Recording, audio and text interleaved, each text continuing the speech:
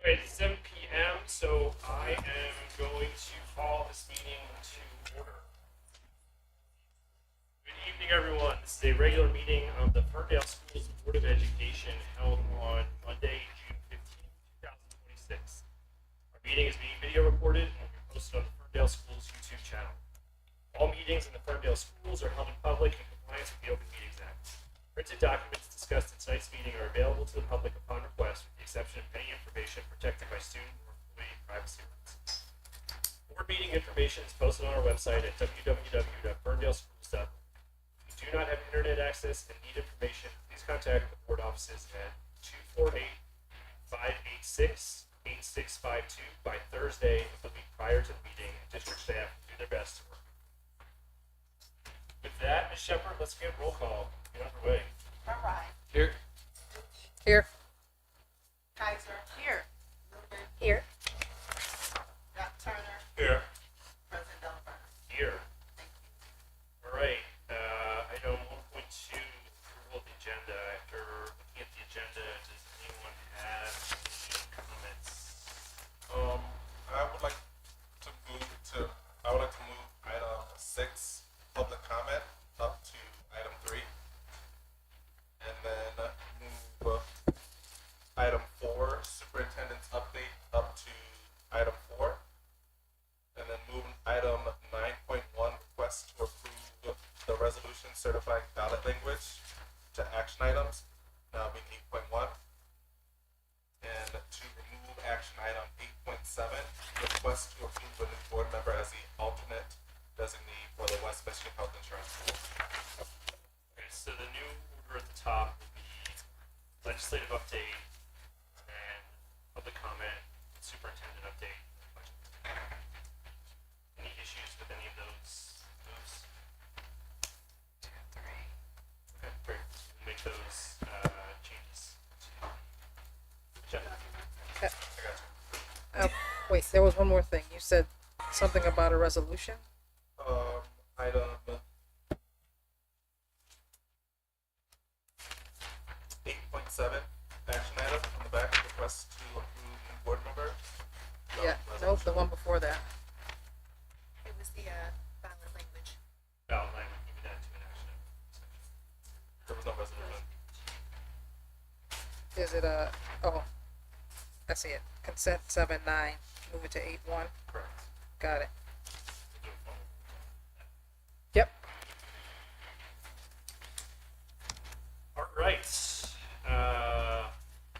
With that, we'll move on to item 2, legislative update. We have Representative Weiss and Representative Scott here to give us an update on what is happening in Lansing.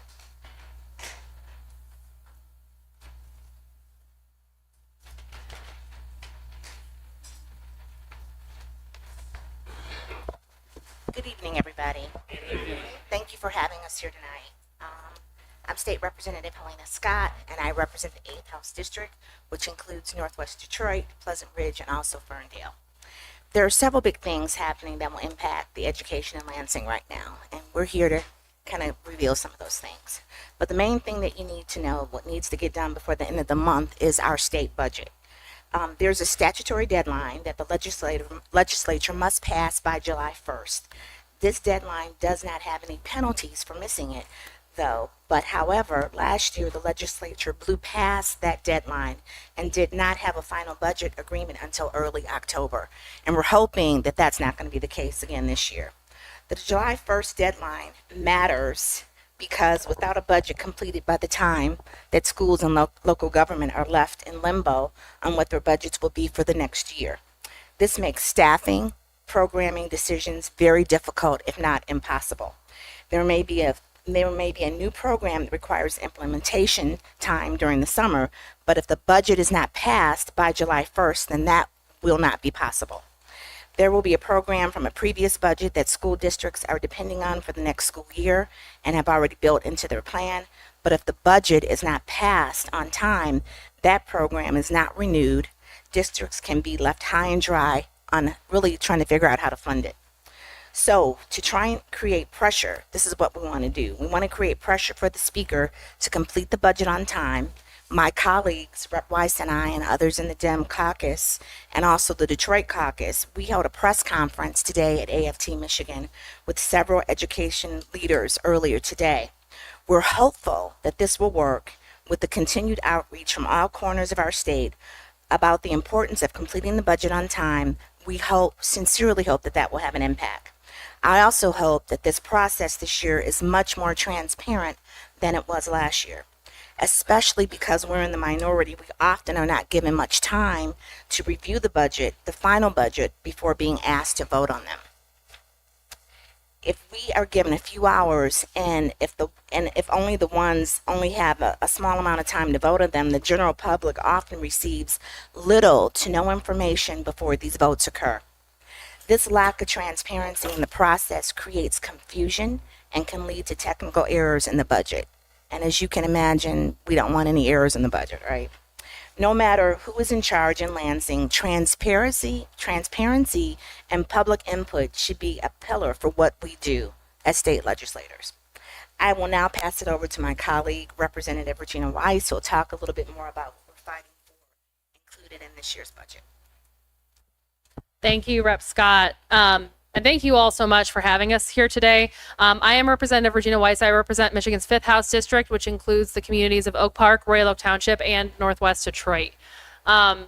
So a little bit of good news, building off of what Rep. Scott said. We are at least slightly ahead of where we were at this point last year. Unfortunately, that's not saying much considering where we were at this point last year. But it seems like there may now be some issues with reaching agreements between the three groups that you need to pass a budget.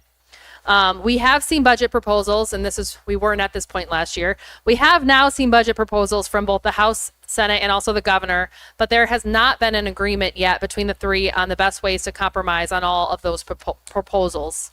A concern with all three budgets that I have is that they do not include an inflationary increase for most districts. That effectively means that our budgets could potentially be effectively a cut in funding, even if the final numbers are larger than they were last year. Also, we are watching to see if the rate on the school aid fund continues in the budget this year. What I mean by that is traditionally the school aid fund has been used to fund K-12 education in Michigan, and I think most people when they hear school aid think K-12 education. However, per our constitution, we can also use the school aid fund to fund community colleges and higher education as well. And in recent years, we've seen more and more of a shift into the school aid fund to cover costs of higher education in order to free up more general fund dollars for other priorities. So it's basically a way to shift costs by taking money out of schools in order to pay for other priorities. An example that we saw last year was the roads plan. General fund dollars were shifted away from community colleges and universities to help pay for the roads deal, but the general fund dollars that were lost were made up for with increases in the amount of funding that universities received through the school aid fund, which effectively meant less money for K-12 classrooms. Now, we believe, and Rep. Scott and I both believe that we need to properly fund our universities, but we do not believe that we should be taking funding away from our K-12 institutions to do that. I'm strongly against any proposal this year that would increase the amount of school aid dollars that are given to universities. I think we should keep it level with where we're at right now. Really, I think we should be rolling that back, but minimally we should be keeping it level with where we're at right now. We also saw last year with a lot of the last minute budget things that were done, some last minute language that was added in the fiscal year budget that resulted in many districts, fortunately including Ferndale, deciding to opt out of critical school safety and mental health dollars due to increased risk of liability and citing away of due process rights. I'm hopeful that the final budget, this language this year, will amend that to make sure that all of our districts can access these dollars, because at the end of the day, we want to make sure that every student in the state has access to those critical school safety and mental health dollars, and they shouldn't come with strings like that attached to them. Finally, I just want to make sure that all of our Ferndale school families are aware of a looming federal threat to public education. So I want to shift away a little bit from talking about the budget. The budget is very important, and we need to be talking about the budget. And I appreciate Superintendent Hebler. I'm also a parent in the district, so I saw your letter, and I'm hoping I get a lot of strongly worded emails from constituents about why we need to get a budget passed on time. And I hope every superintendent in the state is doing that. So thank you for doing that. But I want to shift away from the budget for a minute because there's another federal threat looming that I want to make sure that parents who are listening and watching know about. And this one's really personal for me, not just as a legislator who's very familiar with the budgeting process, especially school finance, not just as a former teacher myself, but also as a parent of 2 children enrolled here in Ferndale schools who are in who receive special education services. Last year, the federal government approved a federal scholarship program, effectively a voucher program, designed to give a tax credit to individuals who make donations to private schools. This program could mean billions upon billions of dollars in reduced federal revenue for public education. Of particular concern is special education funding and title funding. The amount of reduced revenue, for example, could exceed the amount of money that the federal government currently appropriates to states to fund special education. The governor ultimately decides whether or not the state will participate. It's up to the way it's designed. The governor of every state has to decide to either opt in or opt out. Our governor has said that she's waiting for guidance in order to make that decision. But I believe that you all are considering or having discussions about potentially passing a resolution urging the government to opt out, or urging the governor rather to opt out. And I just want to say, as both a legislator and as a parent in the district, that I fully support you and back you in doing that. This program is designed to do nothing less than to dismantle public education, and I want to make sure that parents and residents are aware of it. And if you want to learn more about it, the Michigan Education Justice Coalition is going to be having a virtual public information session about the federal voucher program and what you can do to help ensure that Michigan opts out. It's going to be on January 24th at 7 o'clock. And you can learn more at michiganedjustice.org. But again, we are sorry we have to be here today bearing not great news, but I just want to make sure that you all know that, and that parents here, when you guys are having to make budget decisions right now about what your budgets are going to be for the fall without knowing what the state budget is going to be, that is an incredibly difficult position for this board and for every school board across our state to be in.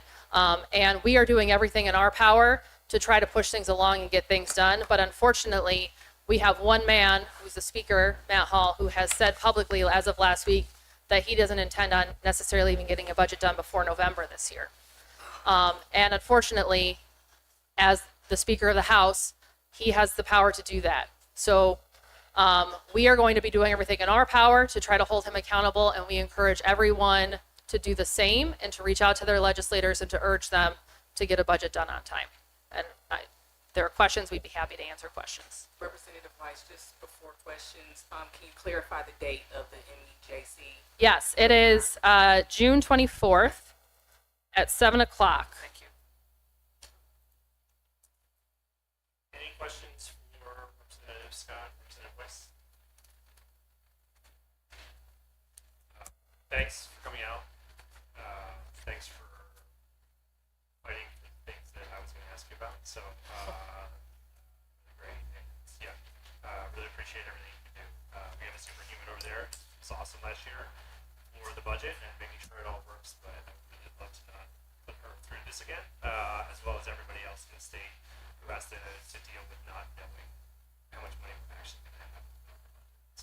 Yeah, apologies to you as well for having to figure that out. We had at our press conference today, we had both labor and management represented. We had AFT Michigan, DFT 231, and Dr. Beatty from Detroit, and talking about the impact on districts. And I'm trying, Dr. Beatty really hit the point home on how difficult it is for districts to be able to plan and set up programs and make staffing decisions, not knowing what the budgets are going to be.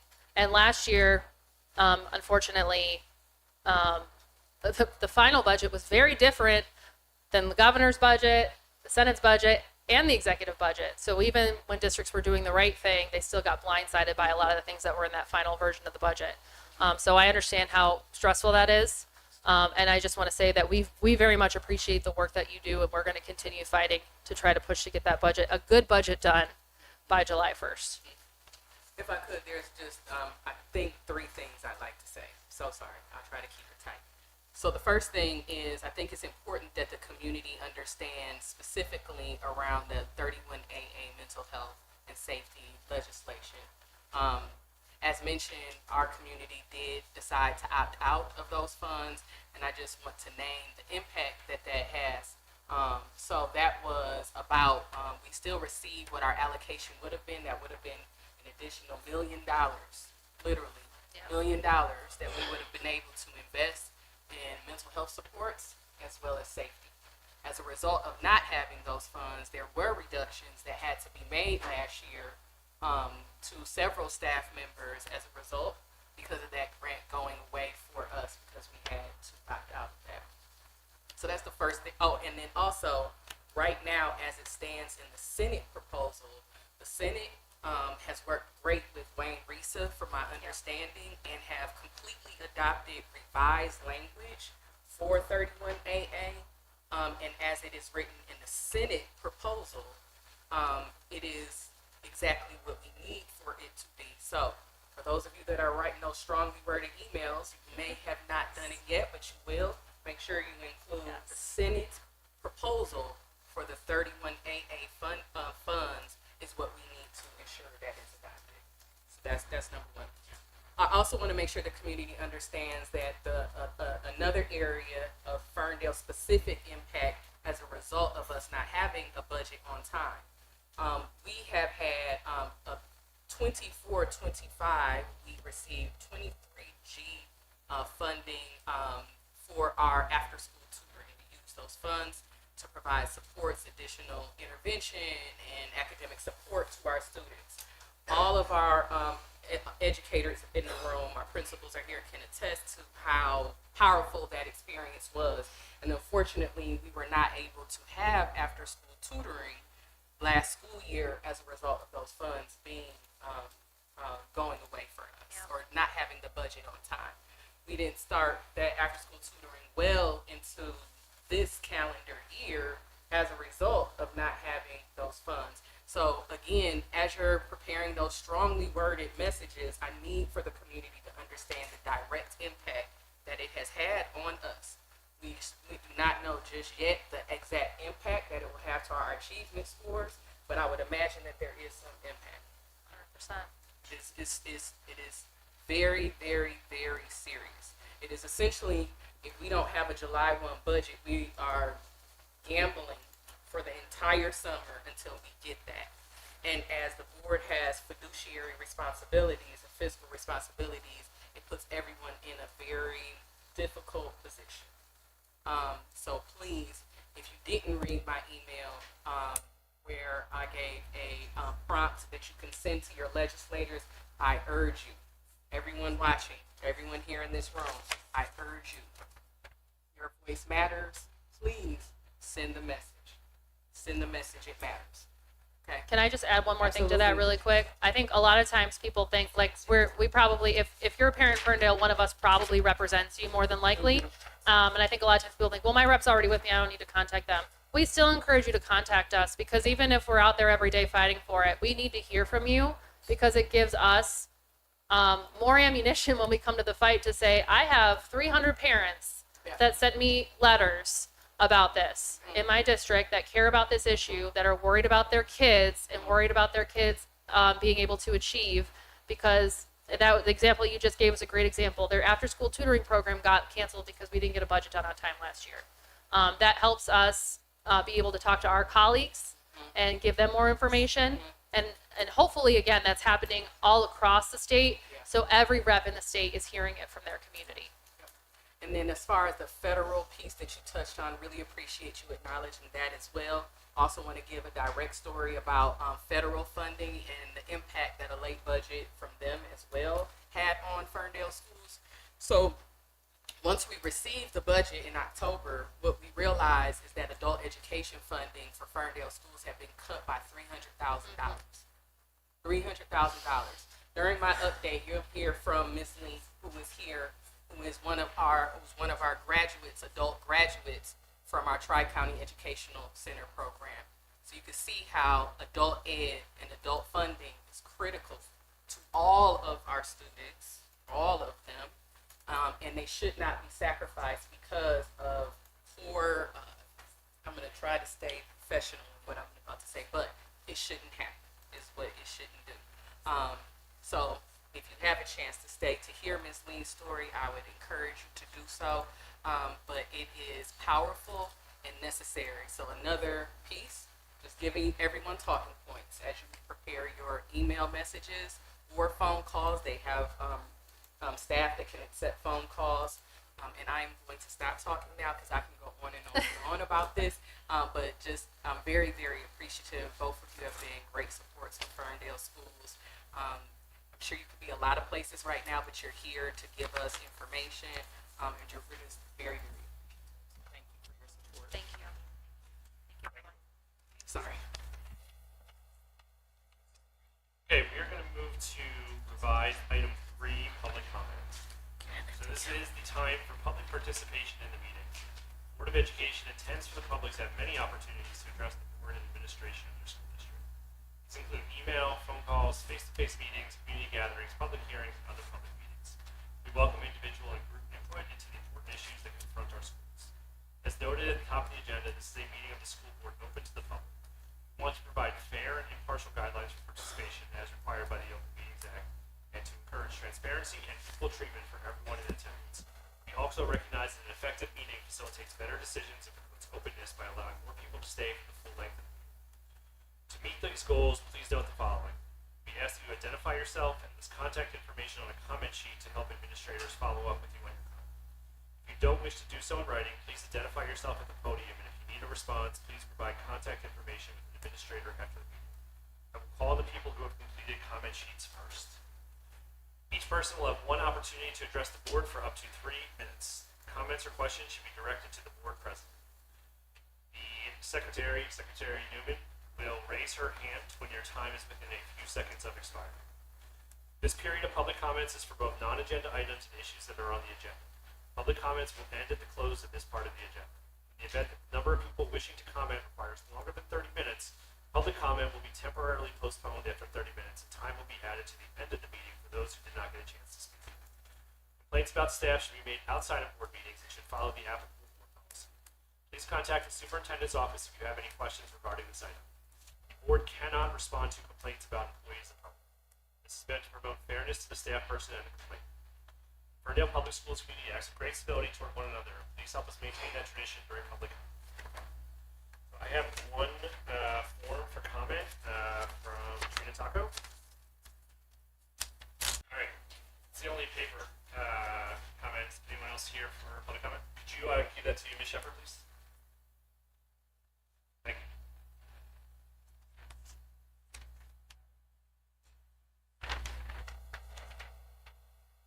If you would mind introducing yourself at the podium. Hi, I'm Jackie Wisniewski. I'm the Scoutmaster of Troop 1542, Scouting of America, Boy Scouts of America. We also have PK Hemlinger. She's my troop secretary. Obviously, you can see my support here behind me. They came to rally with me. We are actually here on behalf of the troop meeting at the high school. We've been meeting there for the past 8 years. Sorry about that. I'm going to get emotional, so I'm going to turn it over to her to read because she doesn't get emotional like I do about this. Hello everyone, as she said before, I am PK Hemlinger. I've been with Troop 1542 for 3 years. I am the secretary as well as the new membership chair and advancement chair. So this evening we are going to speak about the nest in our location. So with that, first, Scouting develops students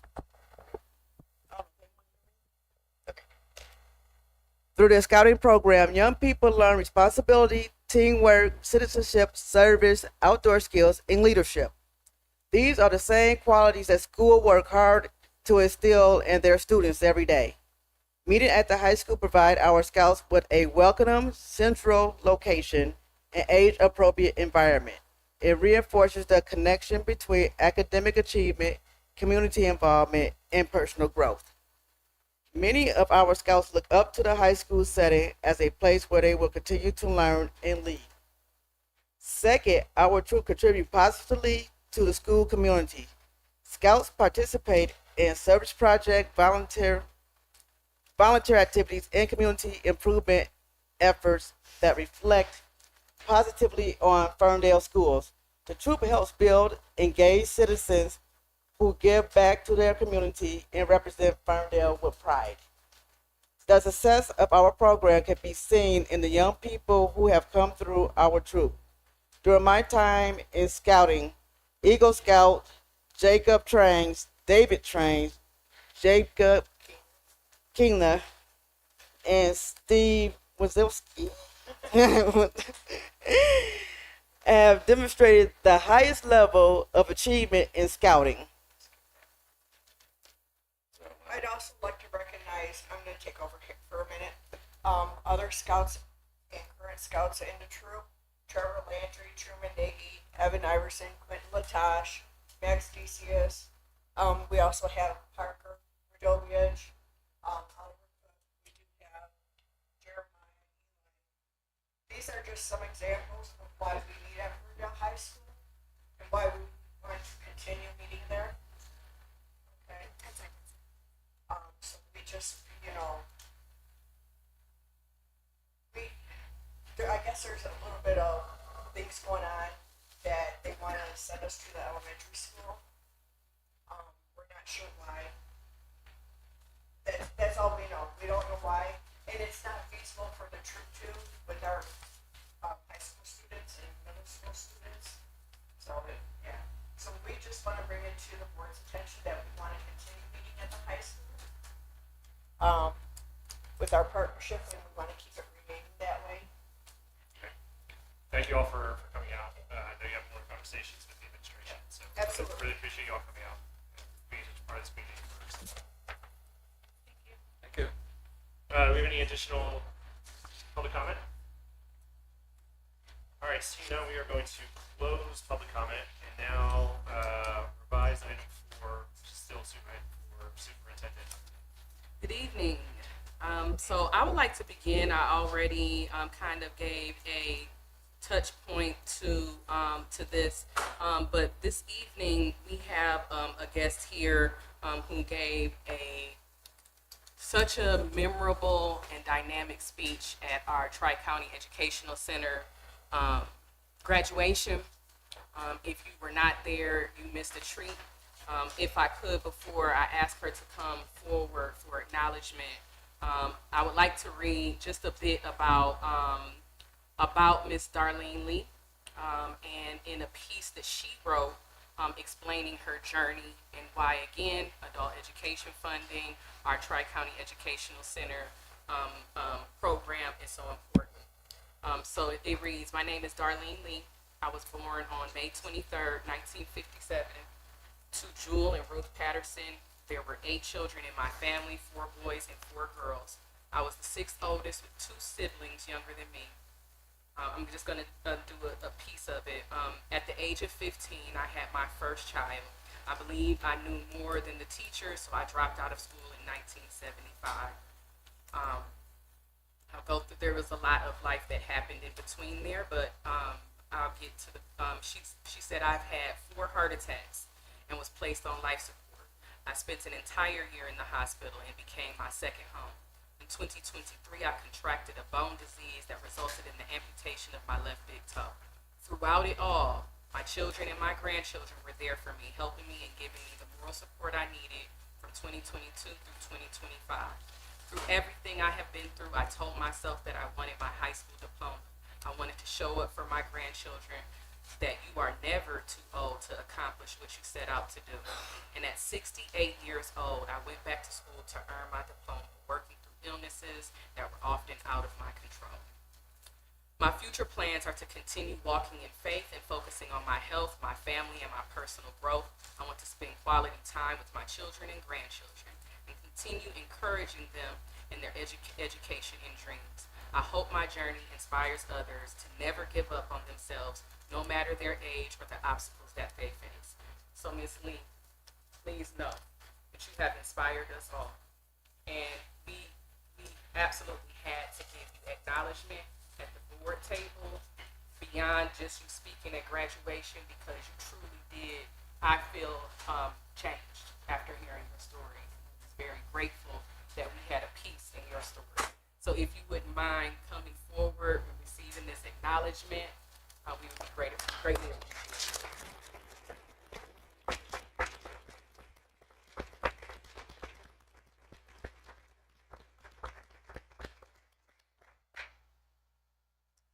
Hello, everyone.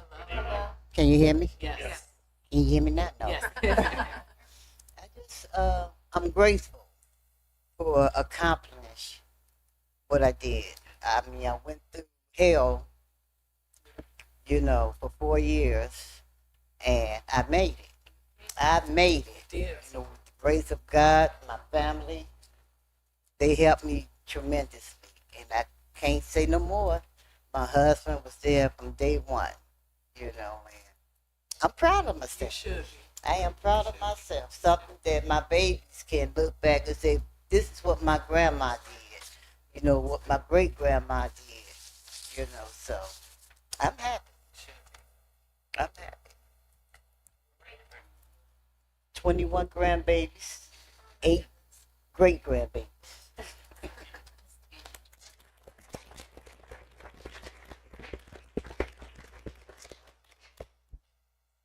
Not sure if any of the board had anything. I don't want to take the shine. If anyone had anything to say. I just want to echo everything. There's not really much to add to that, but that was my first experience going through the graduation. We were there all day, and that was absolutely the highlight of the day. Not to take away from any of the other students, which were wonderful, but hearing your story, it really puts into perspective why we do this every day, why these schools are so important, and people like you are incredible. So congratulations. Thank you. Thank you. Thank you, Ms. Lee.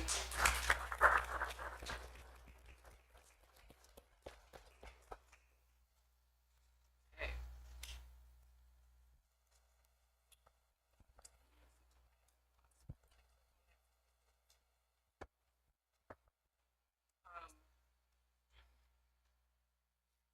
I also wanted to, for my superintendent update, it was important that I touch on, I'm aware of reactions to some of the leadership adjustments that have happened throughout the district, specifically acknowledging Mr. Gregg, who is the assistant principal at Ferndale High School, and will be shifting to the assistant principal at Ferndale Middle School. I've been made aware of a petition that has been begun for Mr. Gregg to stay at Ferndale High School. I just want to acknowledge that what I've stated already publicly is that I remain open to continue conversation as the decision maker around staffing decisions and updates.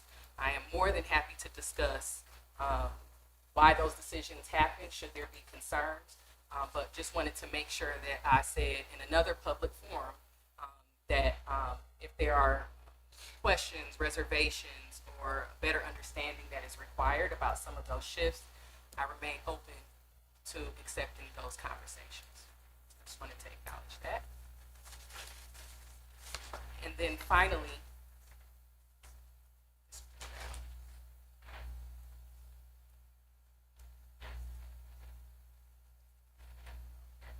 yes, thank you so much. And then finally, I wanted to touch on, I will be requesting the board to approve superintendent goals. There are 3 or 4. Can you scroll up just a bit, please? Yep, there's the first one. Thank you. There's one that will, these are things that are already in place, but implementing a KPI monitoring structure, that is something that is already on the cusp, a public display of how we are working towards accomplishing our dynamic plan, our dynamic strategic plan KPIs. It made a lot of sense for that to become a goal of mine. And just want to acknowledge that these would be goals that will be through the duration of this calendar year. Okay, so the KPI dashboard is something that I'm very excited to launch. So that would be a first goal that I'm hoping that the board will approve. Go to the second. Next goal will be around leadership development and delegation, as well as organizational clarity. There is, if you know me and my leadership style, I am very much so a roll up your sleeves, let's all do the work together, I'm ready to go. But there are often times that there is more delegation needed than the roll up the sleeves, and I haven't found that balance just yet. So this goal will be a challenge for me to implement a leadership accountability structure. We have already taken steps to clarify roles and responsibilities, as well as priority work for said leaders in the organization. So I have developed that into a SMART goal in hopes that the board will approve as well. Very timely goal for my third goal around budget alignment and long-term sustainability. We are definitely, there is a very strong budget planning process. But it is also important that we are making budgetary decisions that are aligned to our mission, our vision, and our goals. So there should be a public and a very specific way that we are making budgetary decisions. Those decisions should be very clear and aligned. So I am hoping the board will approve a budget planning process that is encompassing of all of our goals, as well as our vision and mission for the district. And then finally, this one involves the board, but just I can do a better job of providing communication about board governance opportunities. That includes, but not limited to, the development opportunities, retreat opportunities where we need to sync and align better, and just communicating opportunities for the board, including myself, to grow and to be aligned as much as possible. So the goal is around maintaining regular board communication, as well as agenda planning that are aligned to district priorities. So the board and the community will see 4 goals that I will be requesting that the board approve later on in this evening's meeting. But I just wanted to go through in as much quick detail as possible. Did want to note that these goals are aligned and speak very directly to the MASB Superintendent Evaluation Tool, which is the tool that is used to evaluate my progress. So each of these goals would be able to fit very cleanly and clearly into that evaluation framework. Each of the goals are SMART goals, specific, measurable, help me out everybody, actionable. Thank you.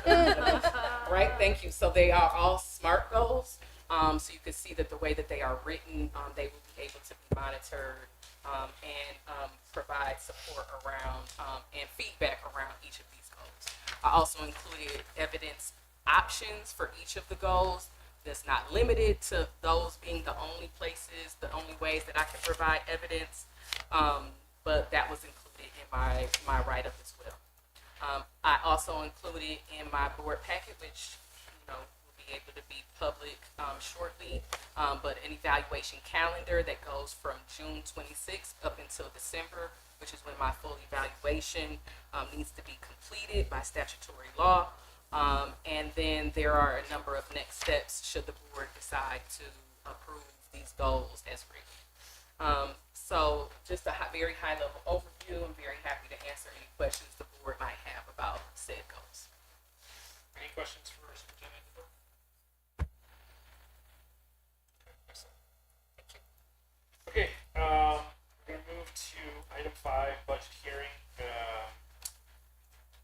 folks that were here for the earlier parts, this is the get to the less fun part of the agenda moving forward. So don't feel like you have to stay. You're more than welcome to stay for the entire meeting. You don't? Up to you. It's going to get deep now. So, so thank you all for coming.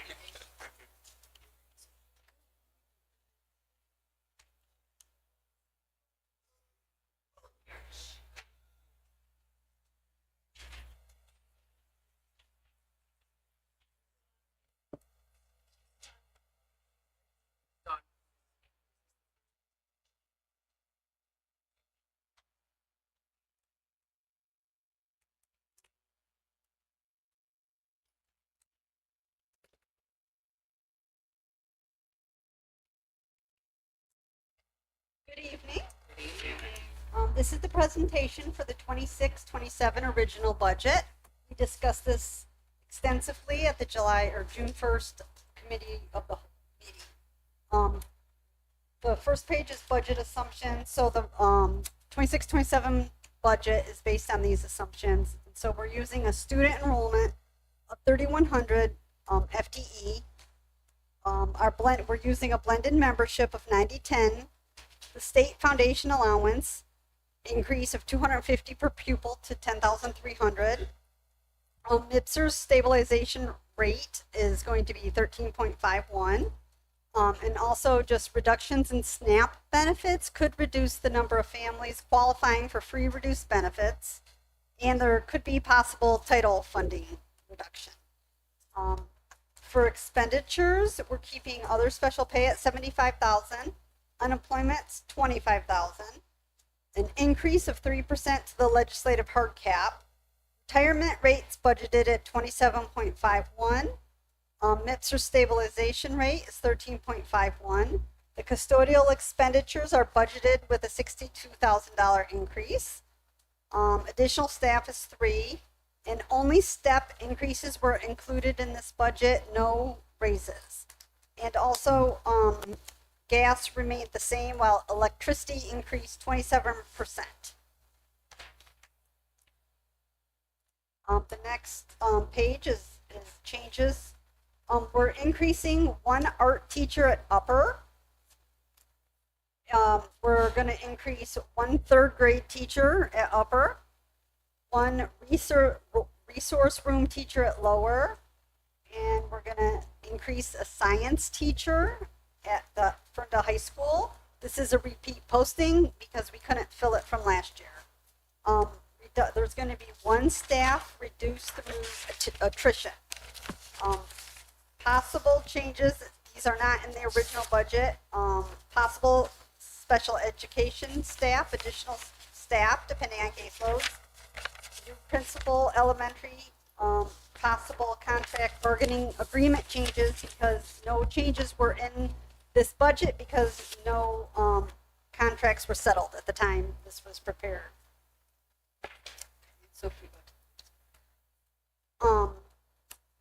This is the budget by function by revenue. So our local revenue, we're estimating at 8.4 million. Our state revenue is 39.6 million. Our federal revenue is 1.9 million.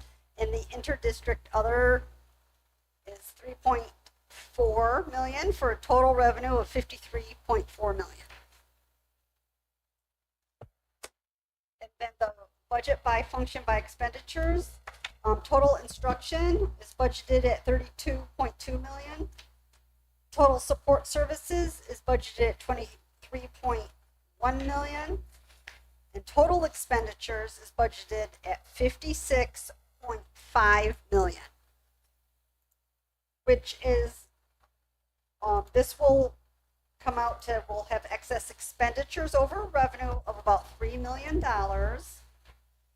And so our estimated beginning fund balance is 10.9 million. So our estimated ending fund balance will be 7.9 million, which will be about 14.8% of fund balance.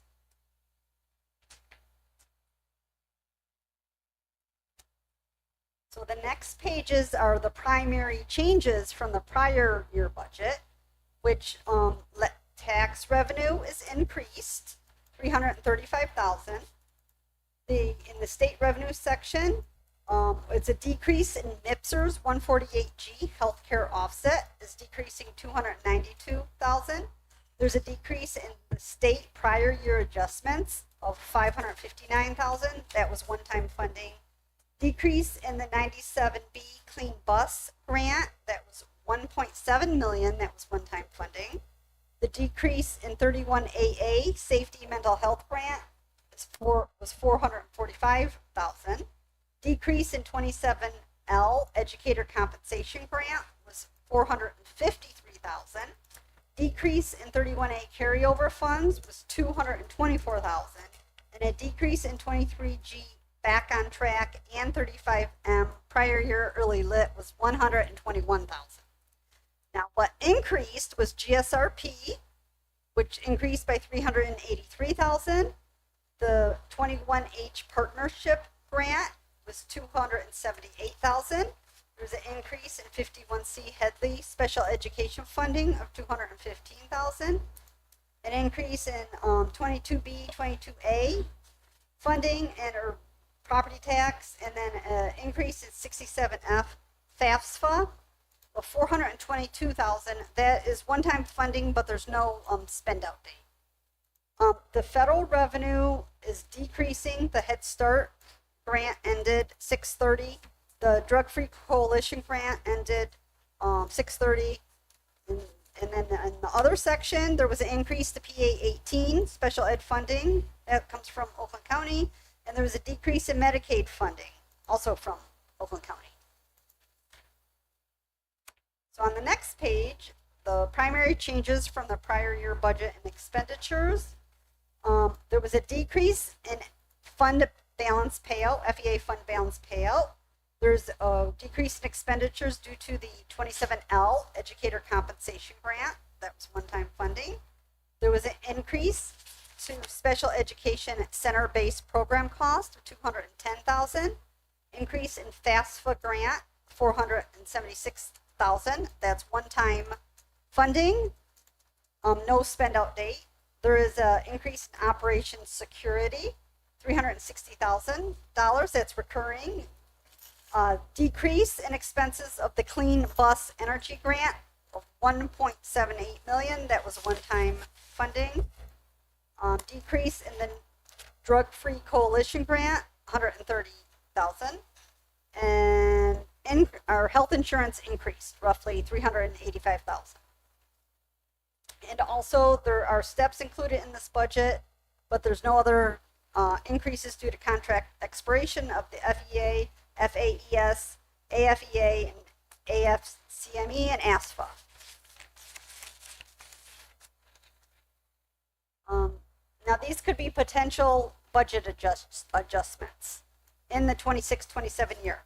Revenue, we could see an increase in $50,000 due to GSRP grant room expansion. That would be one-time funds. Revenue increase could increase by 2.2 million due to the enhancement millage that would be reoccurring for 6 years. Then expenditures, there could be potential salary increases in the FEA, FAES, AFSME, and AFSFA contracts. There could be potential increases for repositioning AFSFA staff. And as always, if grant funding is reduced, some costs currently covered by the grants may need to be absorbed by the general fund. Any questions? Any questions for Dawn? All right, I have one for you and one for Jen. So, assume also 31AA could be a potential adjustment as well. What would the number be for that estimated? Well, is it 1 million? The award letter said, I can't give you the exact figure, it was over $1 million. So that's there. I assume we will have our first amendment in August just because of contract. We should have contracts at least and some of these things. Well, I'm not sure. We typically do our first budget amendment in December. Got it. Okay. I'm sorry, is that a request? No, I was just asking.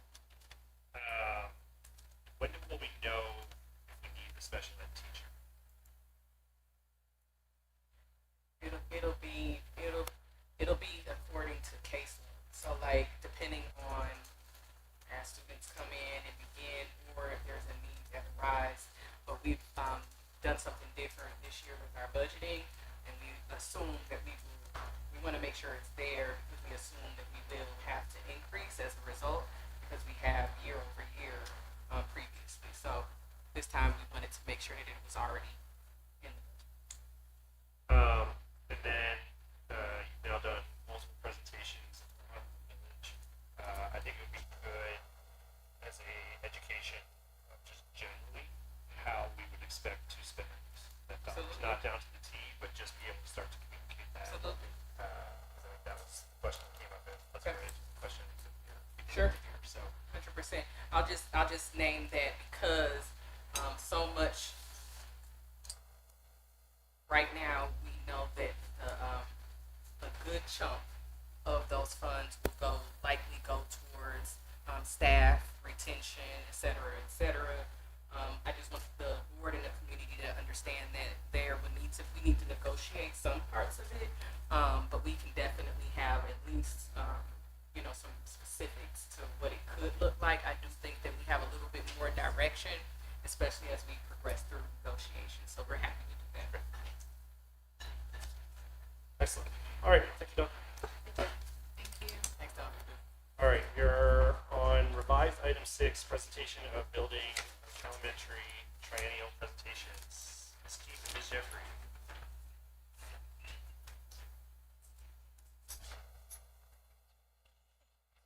You're trying to get- 1 second, Principal Keith. Presentation.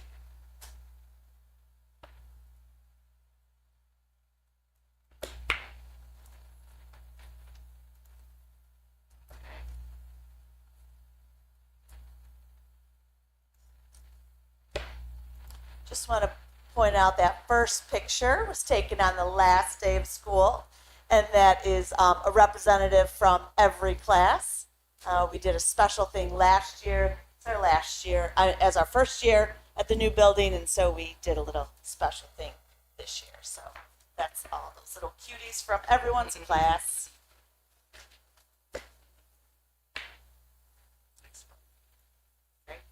Okay, so we will go through for each of the letters tonight for Ferndale Lower and talk about where we were in the winter, where we're now, and some updates and looking ahead. As you know, I'll be stepping into a new role, so I didn't want to go too much into looking ahead because I will not be the proud principal there. So, but I did put in a few things of what I hope to do in my new position to support. So, so it's vague, but it's not. So this first one, relevant and responsive staff development. We had 84.4. We now have 85. So that is growth. 85 was our point to get to, but no, we want to continue on from there. So we've seen lots of growth, lots of different opportunities, but we recognize that there are diverse roles within our building.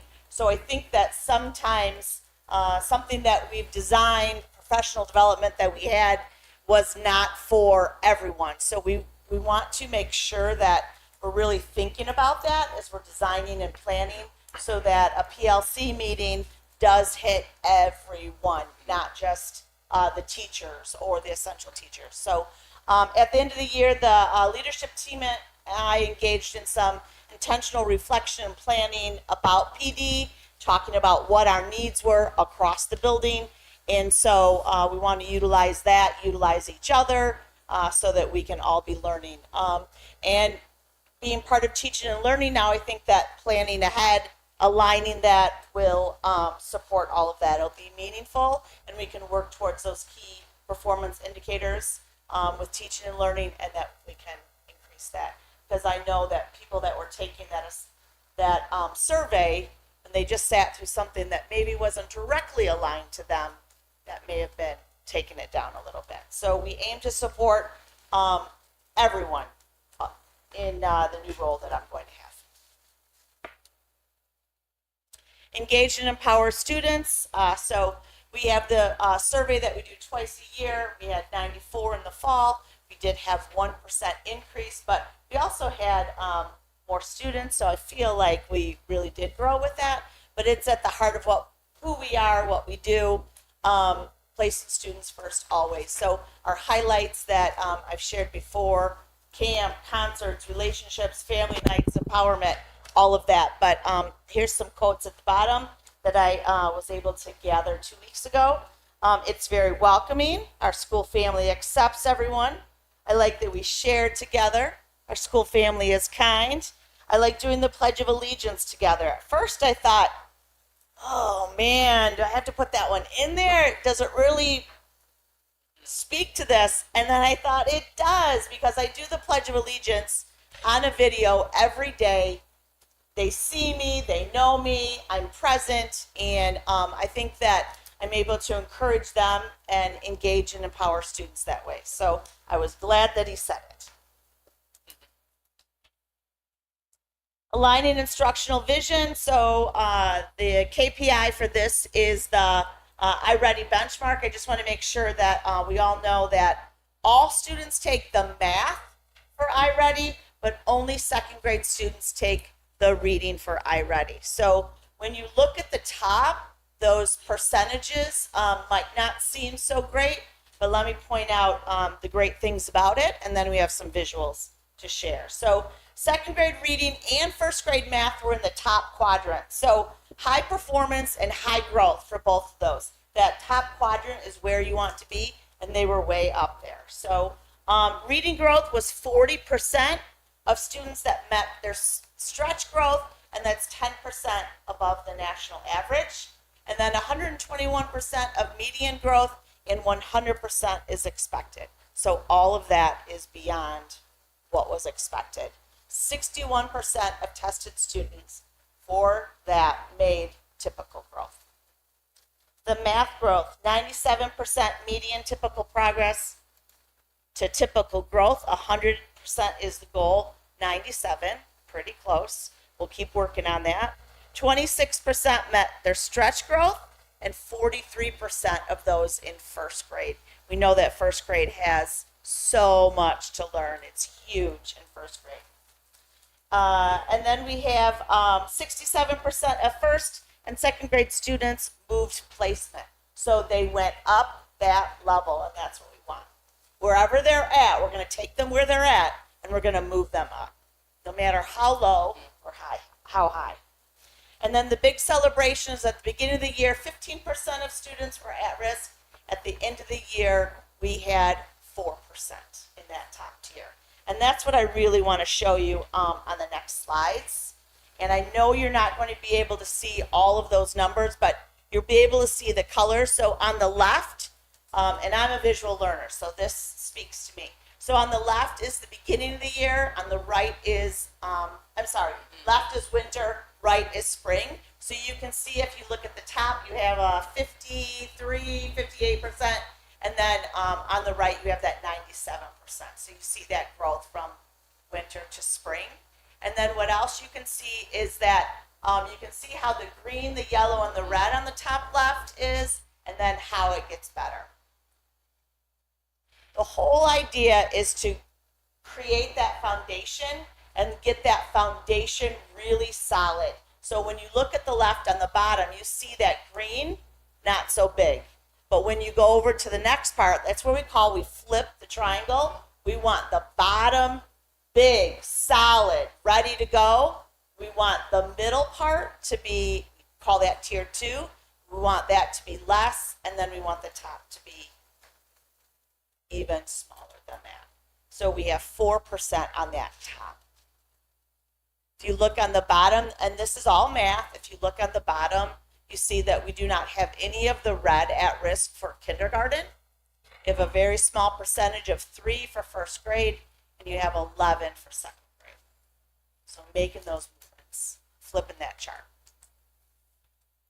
Now, reading, we use iReady, but we use the Acadience. The Acadience is the benchmark 3 times a year. For K3, we have the progress monitoring that we're able to use. We're able to have small groups depending on the progress monitoring that's going on. So if you look at those bottom triangles, Acadience shows this same movement. This is still iReady, but Acadience data shows the same. You see how that triangle is flipped.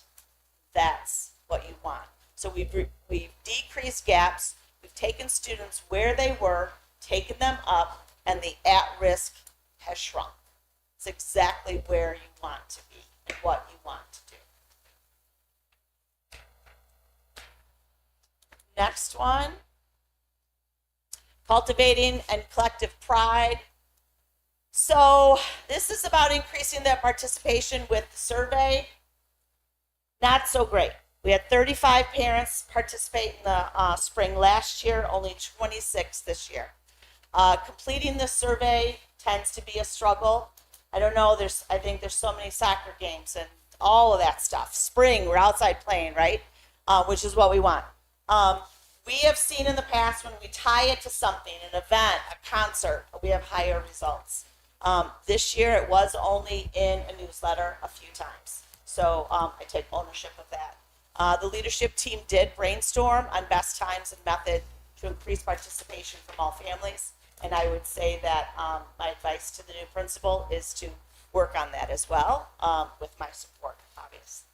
And then the last couple slides at the end will all be photo evidence of cultivating collective pride. I went a little overboard. I'm sorry for that. Whoops, sorry. Harnessing data to drive improvement. So again, we did better with this. We had a winter survey, 20% completed it. This time we had about 55% completed. So staff were provided time to do it. The results were looked at by the lower leadership team. I hope to also guide them in looking at that again as we plan for next year. And then becoming part of teaching and learning, I hope to look at that and use it district-wide. What can we do to support that? At a quick glance, our strengths are teacher efficacy, cultural awareness and action, and educating all. So who the teachers are, what their core belief is, and having that continuity across. Those are the strengths. And the growth is for sense of belonging with other adults, professional learning, which we talked about earlier, and then well-being of self. Teaching is tough these days, but we keep at it. So then there's just some fun pictures, all different things, the fun, the learning. If you go to the in slide.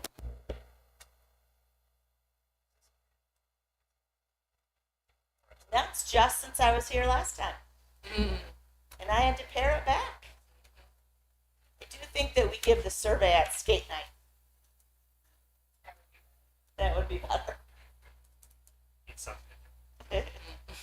So thanks. It's been my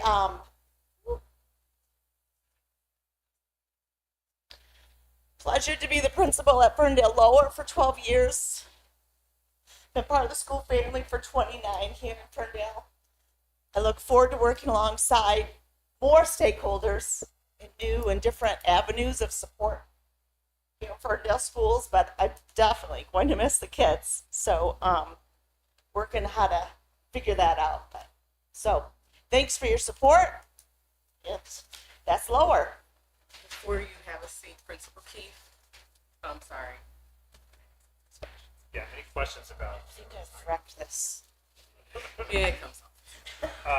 Before we get into Ms. Keefe, you've touched so many families, mine included, as being an entry point into the school district. And I think as you've seen the growth, particularly of more families that are sending their kids to Ferndale schools, it's because they have confidence that they've had in Ferndale. So thank you for everything you've done. Do you mind sharing with everybody, you kind of alluded to it, but sharing the new role that we're really excited for you all to be taking on? Sure. I'm going to be the Director of Elementary Student Support and Services, but I'd like to say S cube and add success to that. So, just supporting all students, elementary, but I think we're going to go a little bit into middle school and high school with some systems, getting some things set up. My background before I became a principal was interventions and adjusting those interventions. So I hope to support students who are at that top tier and take them on down to tier 2 or tier 1 and maybe have hardly anything up there, if anything at all. So, We're really excited to have you tackling this big challenge. Before you have a seat, we have a little something for you. Would like to just read this really quickly and have something for you. So tonight I want to take a moment to recognize Diana Keith for her service as principal of Ferndale Lower Elementary. Some people lead in ways that go beyond a title. Their impact lives in the heart of a school.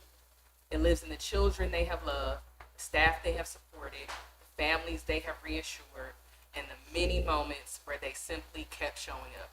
Diana, that has been your leadership. You have given Lower more than your time.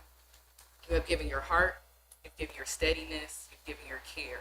And in this work, those are some of the most meaningful things a person can give. The truth is, so much of what matters most in school leadership never makes it into a report or onto an agenda. It lives in people. It lives in whether they felt seen, whether they felt supported, and whether they knew someone was carrying the weight with them. You did that. And while tonight is about honoring your service to Flower, it is also about recognizing that your leadership will continue to matter in this district. We are excited for what you will bring to your next role, even as we pause to honor what you have meant to this school community. So tonight, we do not just recognize your service, we recognize the love, commitment, and strength you poured into Flower. Diana, thank you for your leadership, your care, and your commitment to Flower. And tonight, we honor what you have given to the school community, and we do so with gratitude and with real excitement for what you will bring to your next role. Can we have a small acknowledgement? Anyone would like to take a picture?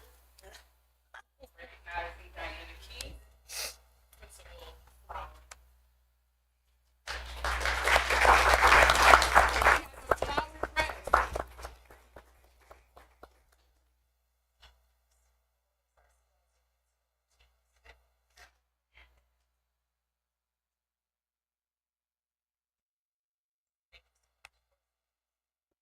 Thanks, Steve.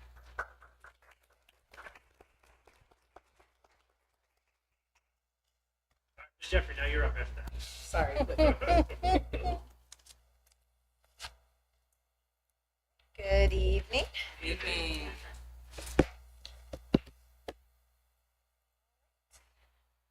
I'm happy to present today for the third time this year with some little updates.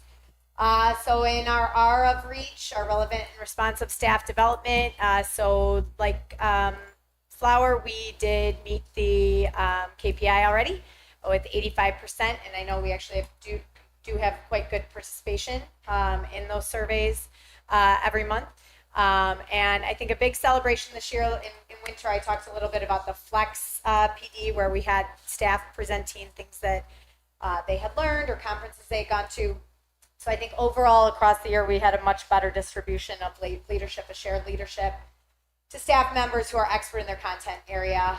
Specifically, our two math instructional leaders working with Oakland Schools, Michelle Harris and Jody Prince, led Tier 1 math instructional PD using the Building Thinking Classrooms work, which our secondary schools have been doing for a bit.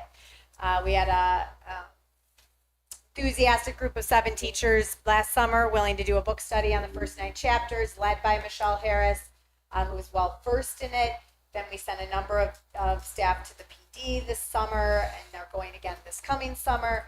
And because of I think the staff leadership in the PD and the relevance to our staff, within like 2.5, 3 months in our school, vertical whiteboards were being used like with fidelity within 90% of classrooms based on my observations. So that to me, survey's great, but that to me is relevant and actionable PL.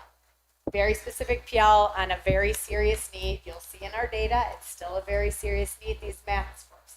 And so we need to increase teacher understanding of teaching math better.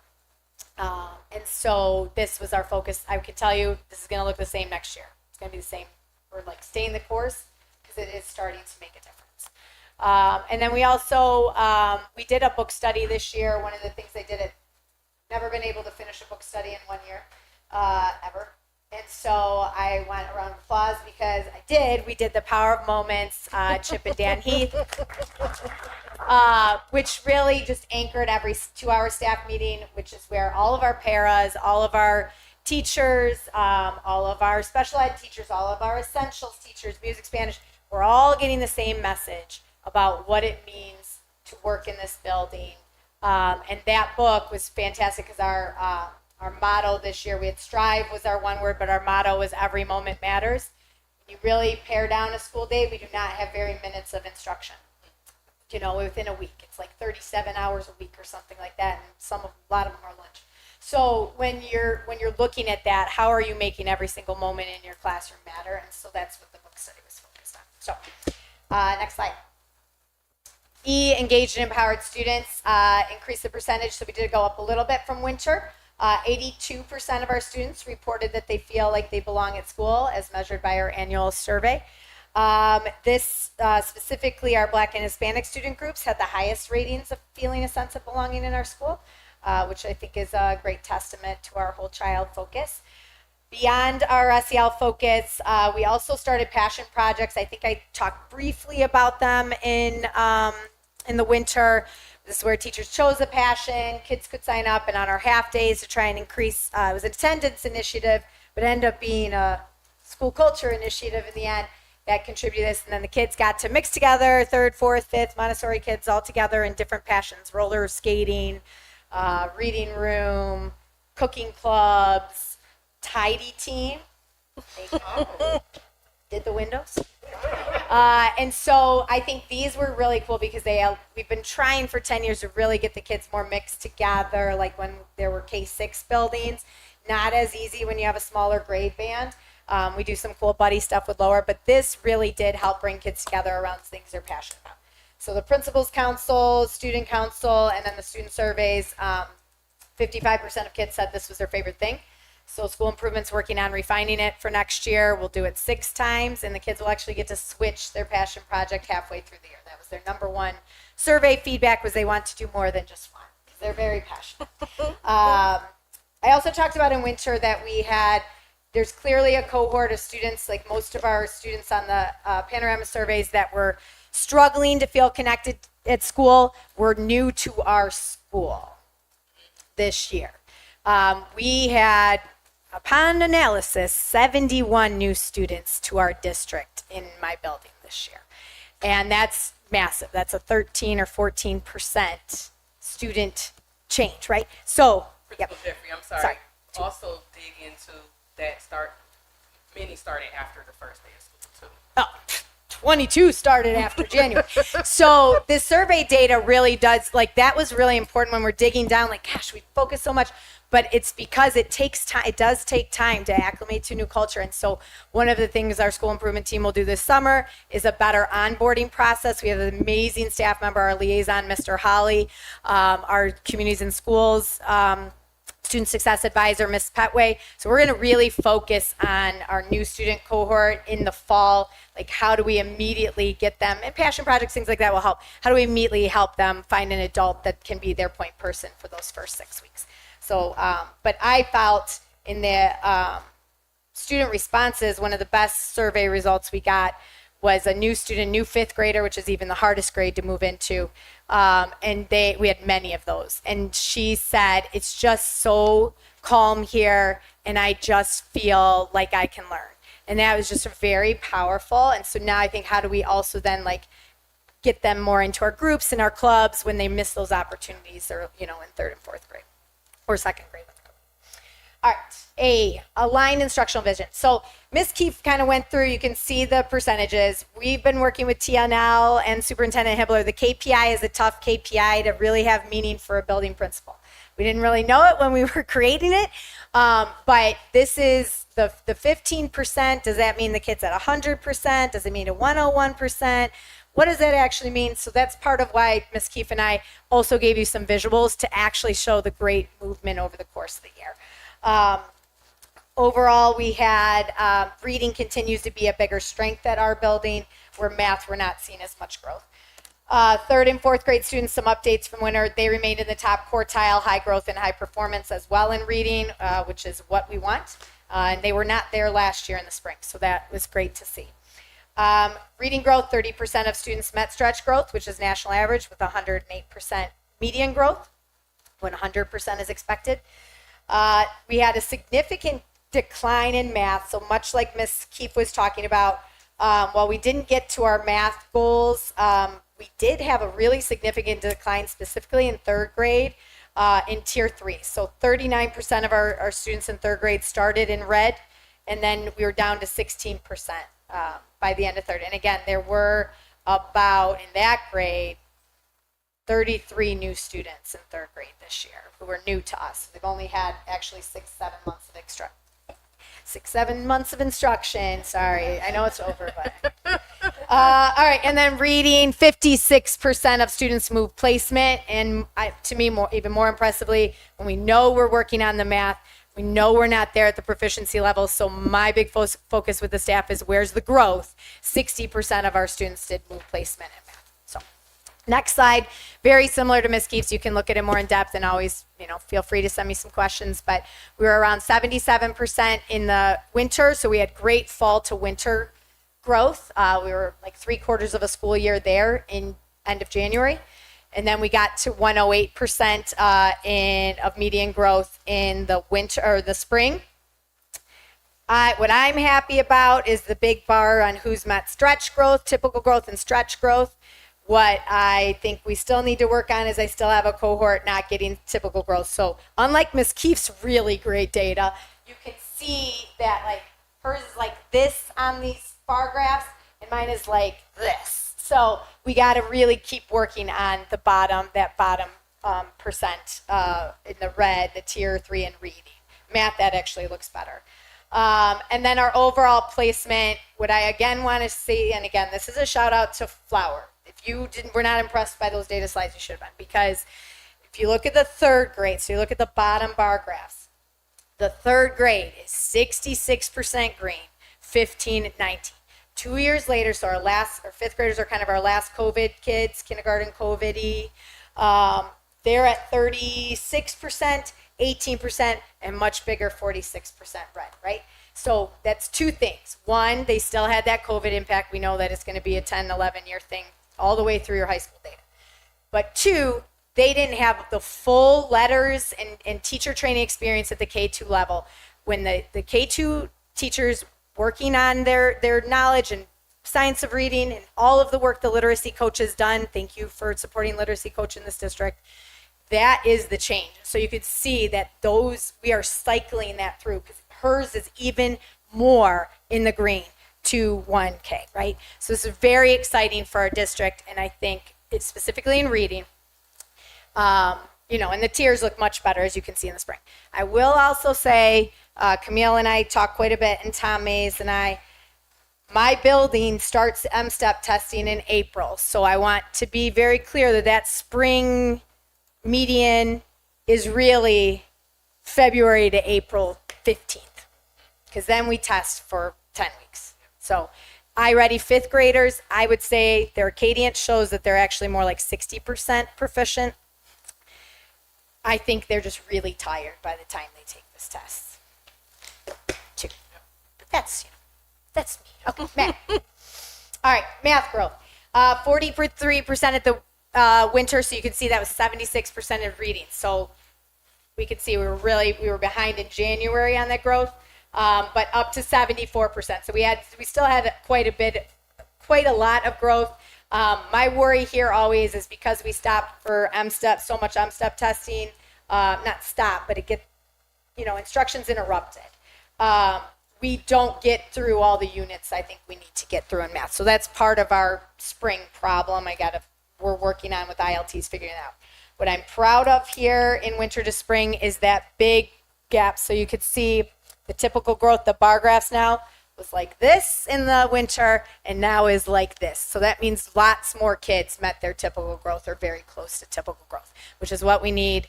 And we need that stretch growth as well. And then fall to spring, the pyramid did shift a lot of our students in red to yellow. The green also grew pretty significantly and over doubled across the board. And again, you can see third and fourth grade quite a bit higher than that fifth grade cohort. All right, cultivating collective pride. Much like Ms. Keefe, we did not have a great survey year. Our feedback to TNL is the same. We really need to be able to give these surveys earlier. The window opens for Panorama at the end of May. I'm done as a parent at the end of May too. I think it's really tough. It's also long. And so we have to figure out how to still do those because that's really good nationally. It's a nationally vetted parent survey. I think we need to keep giving it. It's not so much about that.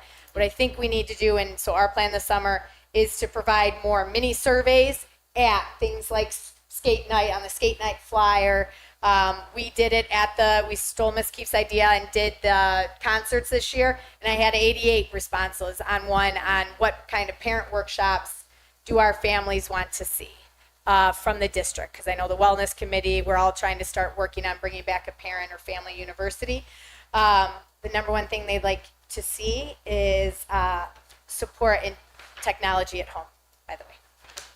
So good data there that we'll share with the team. But so we're going to work on quarterly mini surveys to go along with the panorama to hopefully then be able to disaggregate down to get to our underrepresented families, specifically at the events we know they attend, like skate night, like June Fair, things like that. Okay, last slide. All right. We were pretty close. Winter, I think we had like a 90% response rate, down a little bit in spring. My belief on this is we just have to give dedicated time to the teachers to get it done. It's like 130 questions. So it's long and it needs their dedicated attention. My pride point on this is that in our staff, which is our non-classroom teachers, so there's two different surveys, but it all gets combined in this KPI, that our staff and our teacher surveys were above the national percentile, so 80th to 99th percentile in nearly every category. Top strengths for school leadership, teacher self-reflection, and staff leadership relationships. I think the teacher self-reflection goes back to that teacher-led PL and those opportunities to learn from each other. And then obviously the monthly check-ins I do with teachers, I think that helps with the staff leadership relationships. And so my plan for this one, we embedded into DPBD time last year to do that again within some of our closing PLC. And these are my favorite things from this year. The all school morning meetings that we do, our farmers market, the best event of all time. That's right, please bring it back again. And then some passion project pictures. That's one of Mr. Davis taught all three Ramsey boys, and that's all of them, high school all the way down to the fifth grader. I love that. And yeah, it was a really good year. That was year 10 for us, for both of us. Any questions? It's not really about it. Did you say the staff data is 130 questions? The panorama. Okay. I believe the panorama survey is really long.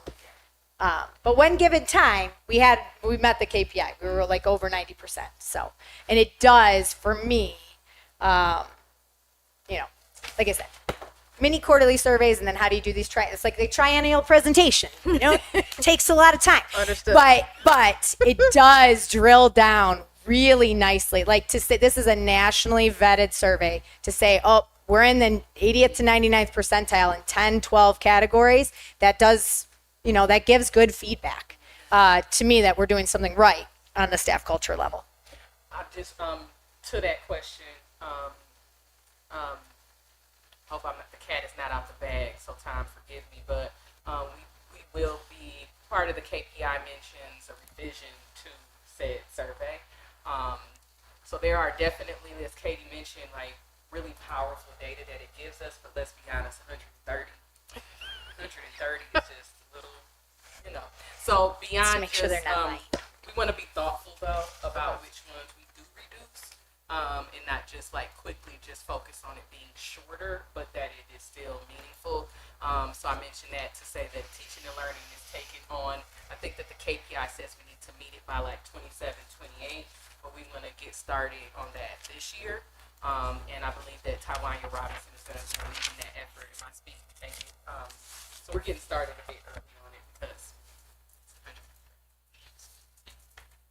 before Katie sits down, and Principal Keith, you may chime in here as well.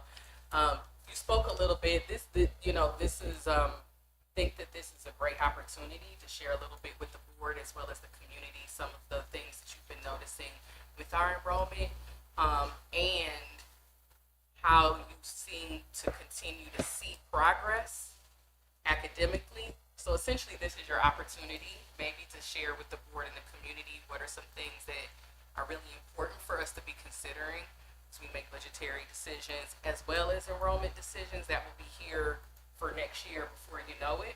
But you kind of started talking a little bit about it, but would love for you to say a little bit more. She's like, are you really getting the mic? I mean, a few things. One, obviously, it's been published. We're one of two or three districts in Oakland County who have increased enrollment through the COVID years. We are busting at the seams physically already, which I think speaks to the decision the board made 10 years ago to integrate our elementary schools, to make the right decisions.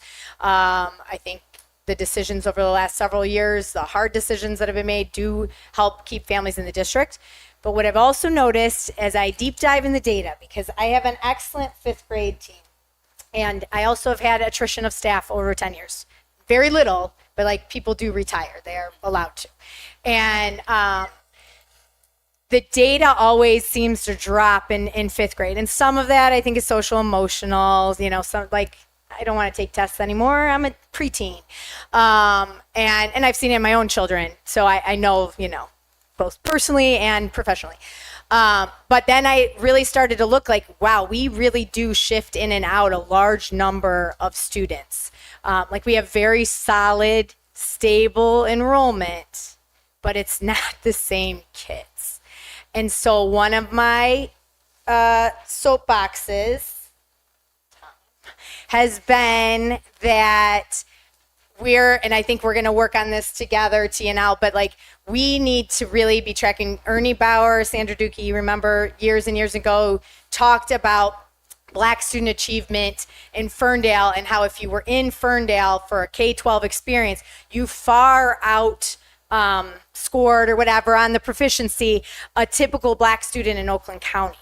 And a lot of our KPIs do talk about our Black student cohort. And so one of the issues I've been trying to dig into with our MSTEP preliminary data is who is new and who are the new kids and what are where are they? Who are they? And when I said shocked at 71 students, that is not an apples when I present to you my MSTEP data next fall, that is not an apples to apples 3rd to 4th grade cohort. That's a 12% change. And if we only go down by 3% and 12% change, we actually probably went up 6%. But because we don't dig deep enough, it's going to take me all summer, but I think it's one of those things we need to look at is students who stay in our district like we used to do. It used to be Oakland schools that provided that additional support. How do we track students who, as they stay in Ferndale, what does their success look like? Because and I've said this to Oakland schools, I've been upset about it when I look at data every year, because I would put our teaching staff against we've talked, any district, and we still need to, and then that says, okay, then what do you do with the cohort that's different every year? And how I talked about that in the surveys, right? How do we more quickly onboard them and get them supports, things like that. So there's a lot of potential, I think, dynamic plan elements, but we have to look at, we have really strong enrollment, but it's not always the same kids. It's not always the same students. Obviously, reducing school of choice over time and some of the things that decisions are making, that will change that. But I think in the meantime, when you look at data, you need to get more finite or more specific to be able to actually say, well, these ones K4, they've grown this K4, and these ones for 2 years. And then I think we'd have a better sense of how our student cohorts grow year to year. Because instead, what I'm finding is I'm just looking at different data every year. I'm looking at different kids within a 10 to 12% range. Can I step out of my lane for just 10 seconds? Yes. Your data is being exported from MyStar to something else, right? Illuminate. To Illuminate. Yes. Illuminate. All right. So make sure they export your registration date. Registration date. Yep. It's different than your track entry date. So a kid in 5th grade would have started kindergarten That's great. fall of 20, fall of something, whatever that year is. Right. Their registration date will have that year in it, and then you can build groups on the registration date. It's a date. We can filter it down. Great. You can do that by registration date. Love it. Did I miss anything? Yep. No, I just want to say, like, one of the things that Katie says pretty often when we're meeting and that I strongly agree with, and I know that we can do this, is that our district is small enough for us to know every single kid and what they need in order to grow. We are small enough to be able to do it by name and by individual student support. We can do that. So we have to figure out how do we get there, so that we can continue to see these gains. And it'll require us to get as finite as what Katie is speaking about right now. So we will get there. Well, and I think that this new role is going to support that. Yep. Because student success team is that's what that is. So when we're systematic across the district, Yep. then we know There you go. who's A, B, and C are, right? And what they need. Yep.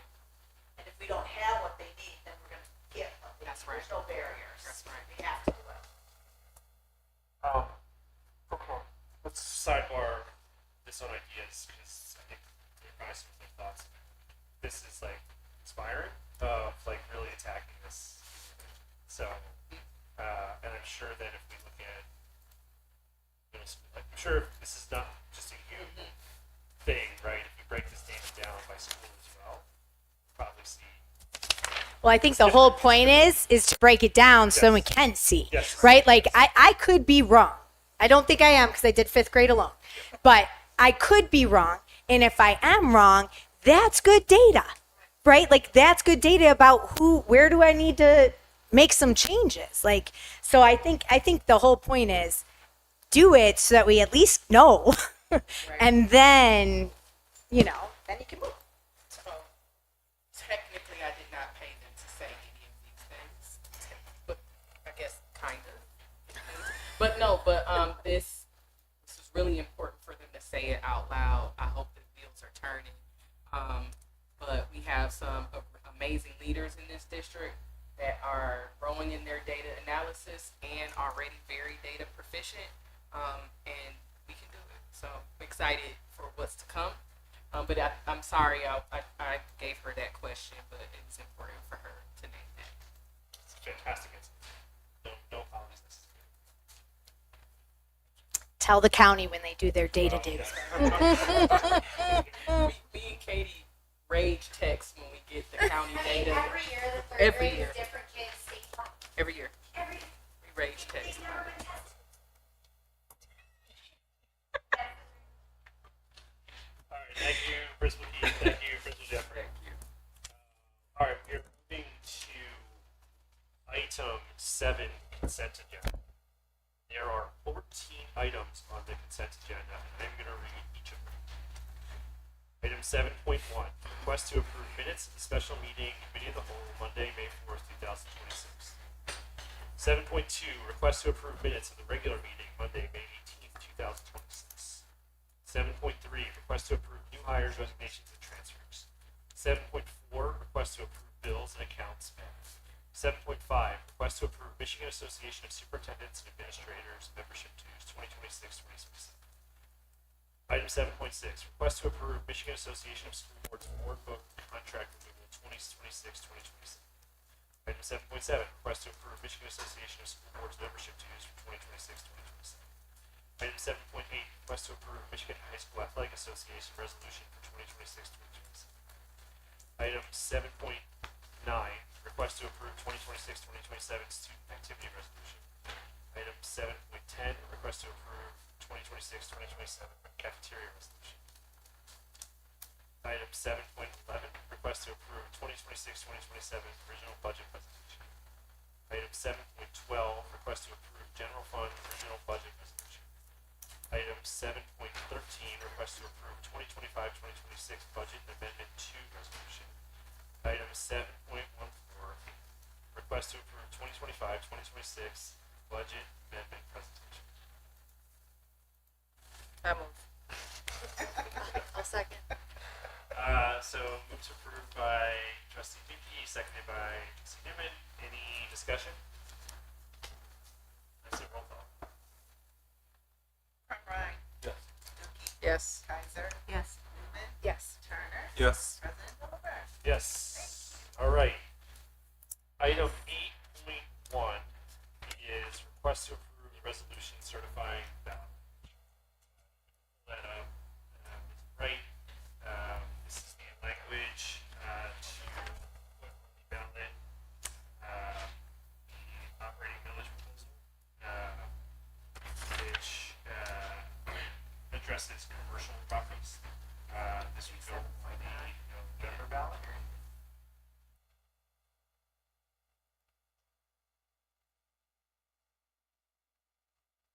Any questions about this? You can be up there for questions.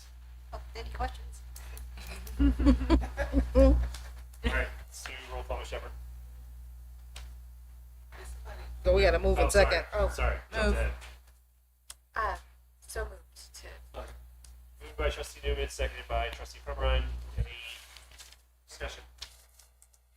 All right, roll call, Ms. Shepherd. Dookie, Yes. Kaiser. Yes. Newman, Yes. Turner, Yes. Conrad, President Delaware. Yes. All right, let's roll up to item 8.2, request to approve visual displays and clock emergency signage purchase for FHF's FMS construction areas for 2026.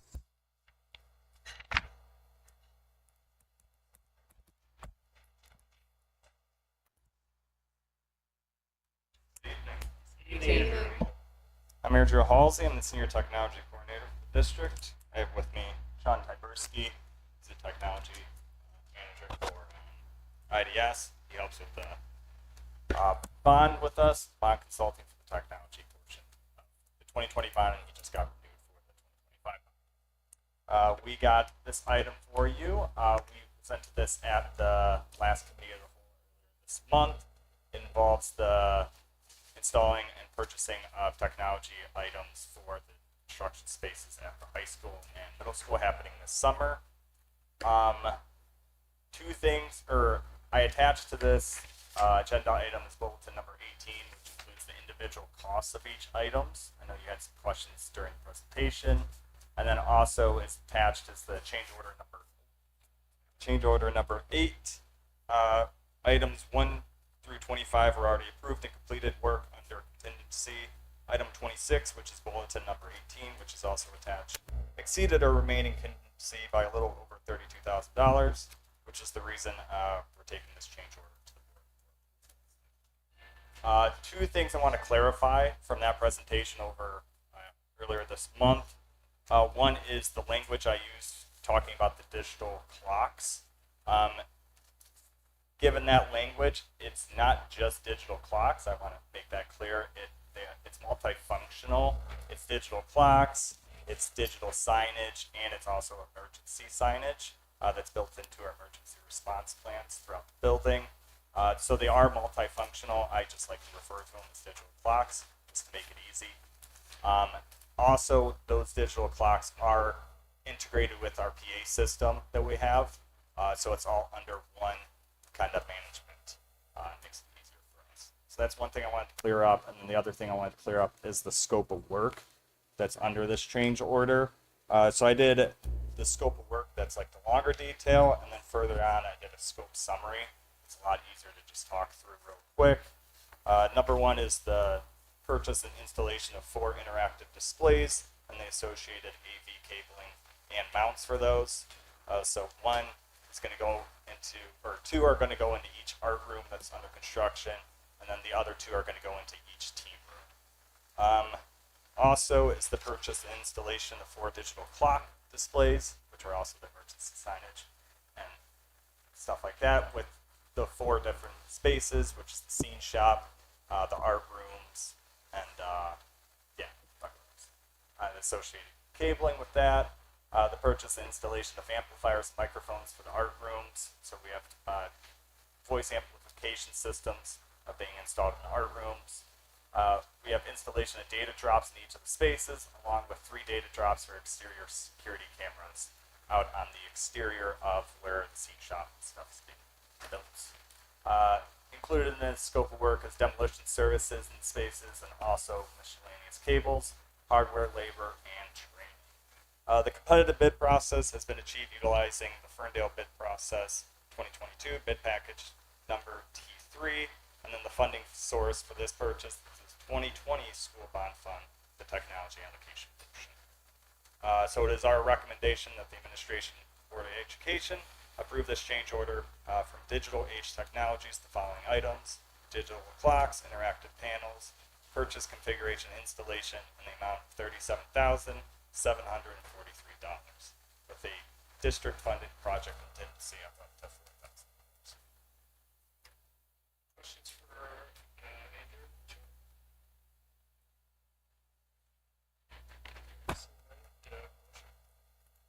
I'll move. Second. By Vice President Turner, seconded by Trustee Kaiser. Any discussion?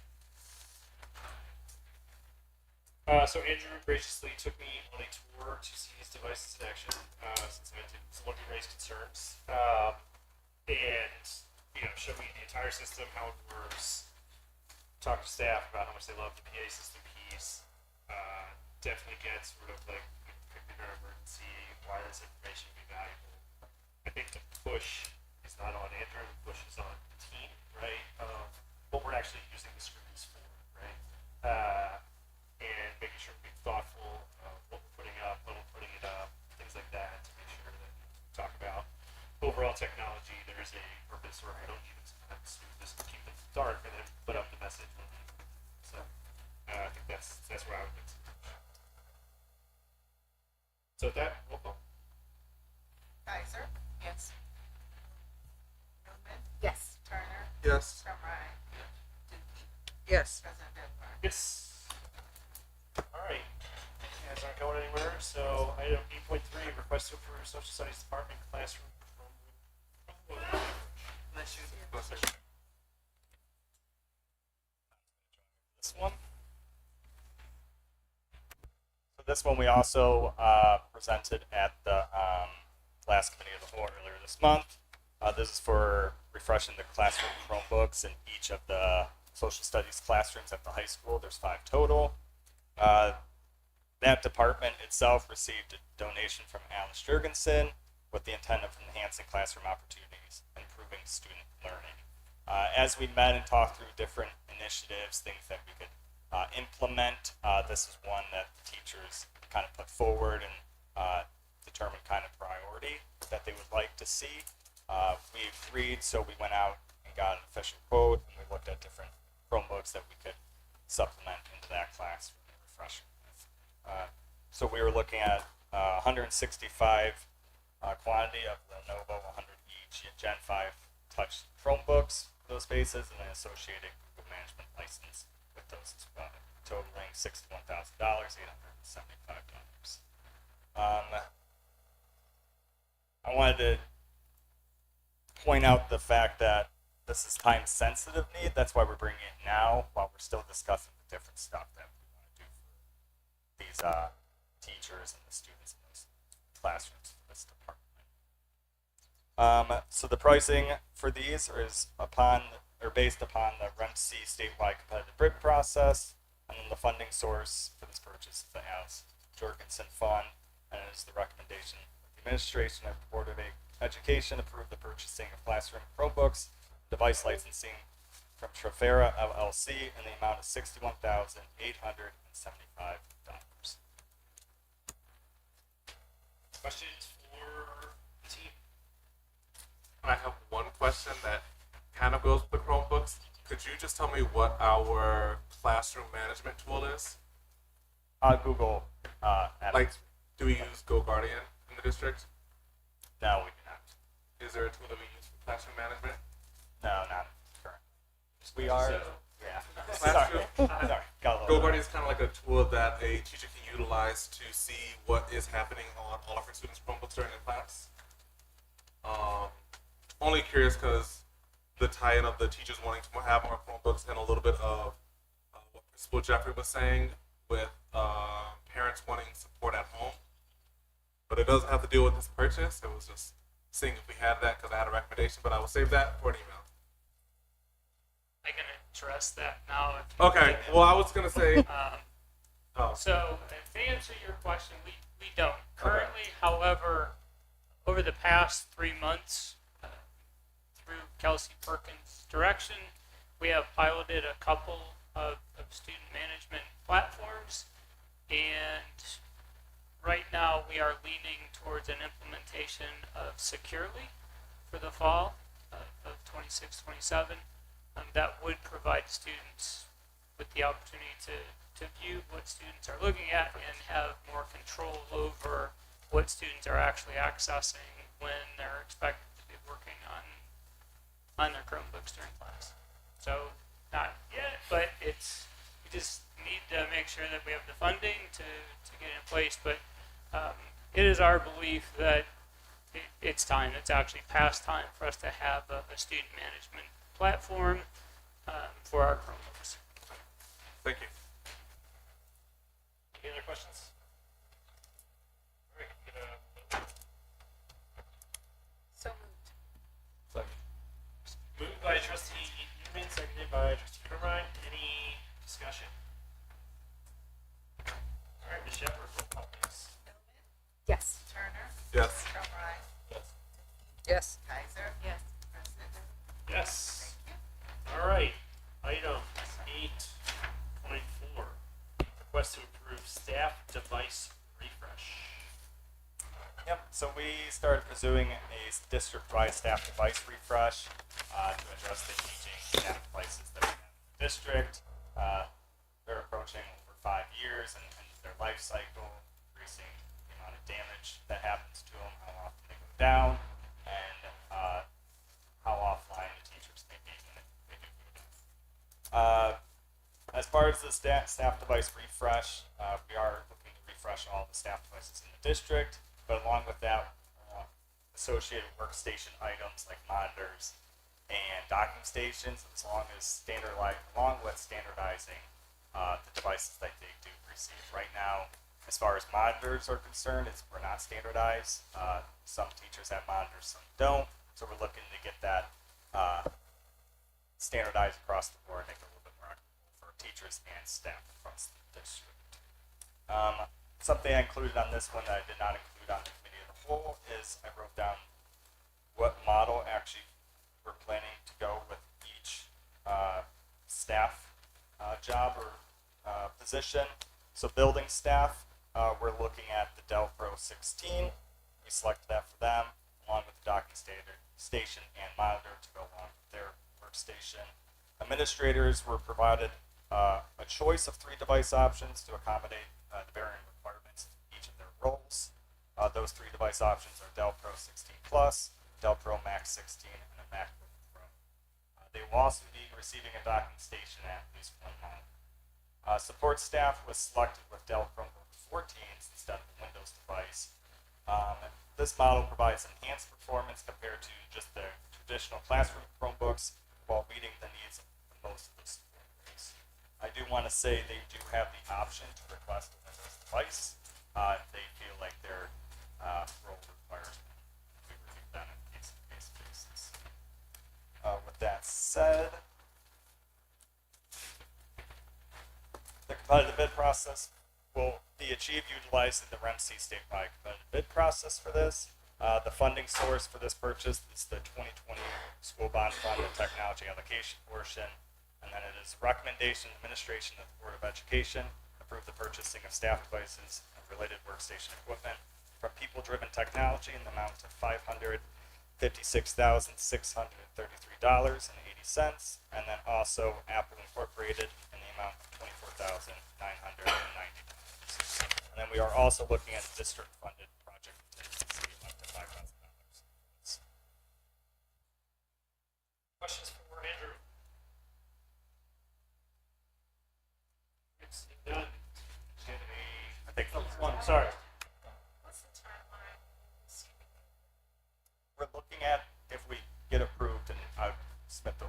soon, by this week.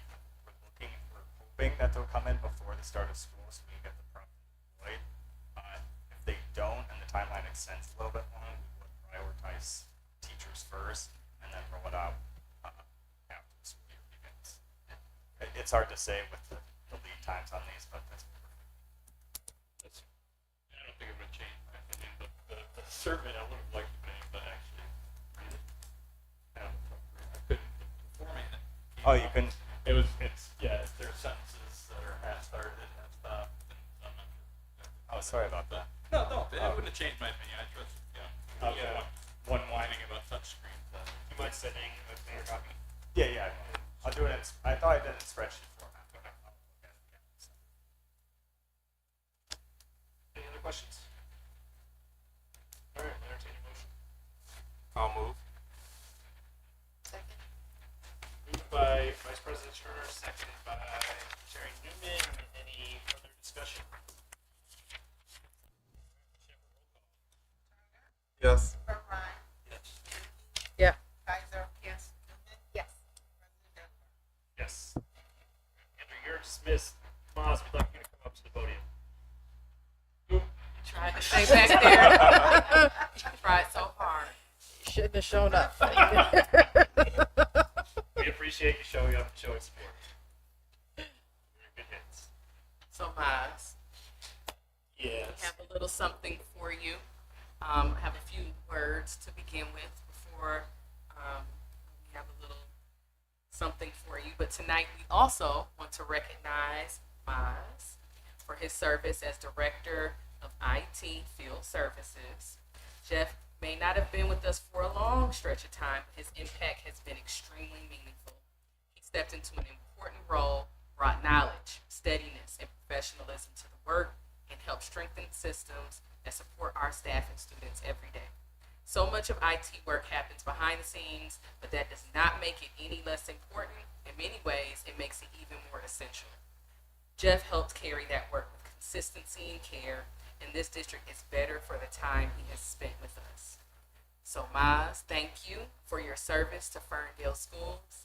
Thank you for the impact that you have made, for the work that you did, and the way you supported this district in your time here. We are very grateful, and we wish you all the best in retirement and in the next chapter. Thank you.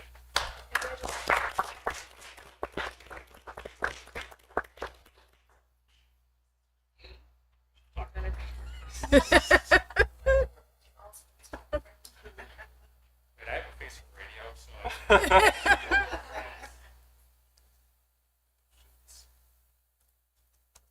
It's not going to be a stranger, though. So, Miles, before you leave the podium, many of you don't know this. So, when I left Ferndale, I went to Berkeley. Left Berkeley, I went to Oakland Schools, and my role was in field services, and I was put in 3 of the most difficult districts assigned to Oakland Schools field service team at the time. And one of the districts I was in was under Mars's direction. And I don't know if you even know this. It was one day I came in, it was like one of the roughest days that I was having in that one particular district. And I don't even remember what you said, but it was pretty much like, they don't know what you know. Just go in there and do what you gotta do. And I did. So every now and again, you don't know this. It's like, it's one of the sticky notes that I have is like, they don't know what you know. Just go out there and do it. So thank you. And congratulations on the next chapter. Thank you very much. Thank you for the opportunity to serve Ferndale. It's been 20 years or so in the making. For many of you who don't know, I used to live on Pinecrest when I was a little bit younger and had more hair. And always wondered what the building was like here and the people. And I knew some, obviously some of the residents. And it's always been a great community and look forward to seeing great things continue here in Ferndale. So I miss my days here. Suburbs aren't quite the same. I miss my walk to Dairy Queen at 7-Eleven by far. But wish you all the best and thank you again for the opportunity to serve the district. Thank you, Miles. Thank you so much.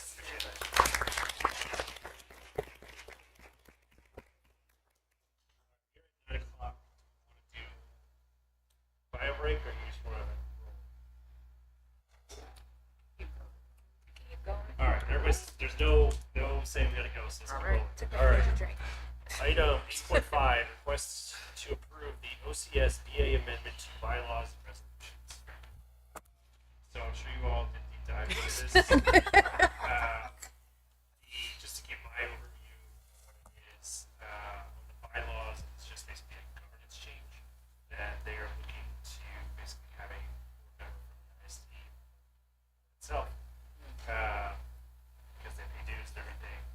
Then the resolution is essentially OCSBA opposes tying any school funding to waiving the attorney-client privilege. So it's basically what they said. I don't know if anyone else has any other reads of what that was, but it's fairly straightforward. That's what I read. That, let's entertain a motion to approve these amendments to the bylaws and resolutions. I move. Second. Moved by trustee Tukey, seconded by trustee Kaiser. Any discussion? Roll call. Fromrein, Yes. Dookie, Yes. Kaiser. Yes. Newman, Yes. Turner, Yes. President Delaware. Yes. Item 8.6, request to approve mature policy adoption recommendation for electronic communications. Mr. Sheldon, welcome. Good evening, everybody. Good evening. So I have I have a recommendation for the board this evening. Adoption of Truant Policy 5209, student use of wireless communications device.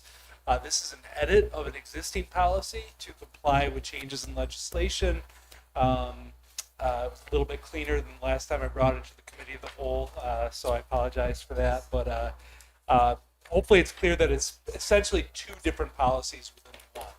And working with our district administrative team, they felt strongly that a different policy was needed for K-8 than for 9-12. So essentially for K-8, the rule with some exceptions for students with IEPs, exceptions for school emergencies. K-8 phones are not allowed at any time during the school day. 9-12 phones are not allowed during instructional time. Passing time and lunchtime are not included in instructional time. So those are times when students will be allowed to use their phones. We reviewed this policy carefully with our administrative team. Feel this is going to be best for our students and also in compliance with the change in legislation.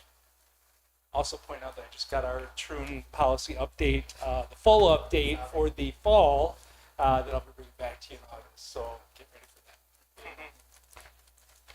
Any questions? Any questions for Sheldon? All right, entertain a motion. I'll move. Second. All right, so I got seconded by trustee Doobie. Any further discussion? What's up? I missed who moved it. I missed who moved it. Sorry. Oh, Mr. Turner. Sorry. Hey, Ms. Shepherd, do we have a roll call? Dookie, Yes. Kaiser. Yes. Newman, Yes. Turner, Yes. Fromrein, President Delaware. Yes. All right, item 8.7, excuse me. Request to approve Bright B contract for temporary staffing. Thank you very much. Bringing a proposal to you all this evening for a temporary staffing contract with a company called Brightbee that we've been working with. I would say for the better part of a year we've been talking to them. Contract and some information is enclosed in the packet. We've been really impressed with the ability that Brightbee would give us in emergency or very urgent situations to line up some staffing, particularly when it comes to bus drivers and paraprofessionals, probably our two most difficult to fill positions. The contract is a pay-as-you-go contract, so there's no initial obligation. We only pay if we use them. We have options, whether we pay a placement fee, which is admittedly a very large fee, but they send somebody to us and they become our employee. With the example of the paraprofessionals, we also have the option of pay-as-you-go at an elevated hourly rate, and then after they've done so many hours with us, they would become our employees. So we like the flexible option that Brightbee gives us, as well as the ability to be a little bit more responsive in those emergency situations where we need somebody right away. So we bring this contract to you for approval this evening. I'm happy to answer any questions here. Any questions from me? Entertain a motion. Moved. Moved by trustee Tukey, seconded by trustee Herber. Further discussion? Okay, Ms. Shepherd, you need a roll call, please. Tyler? Yes. Newman? Yes. Turner? Yes. Fromrein?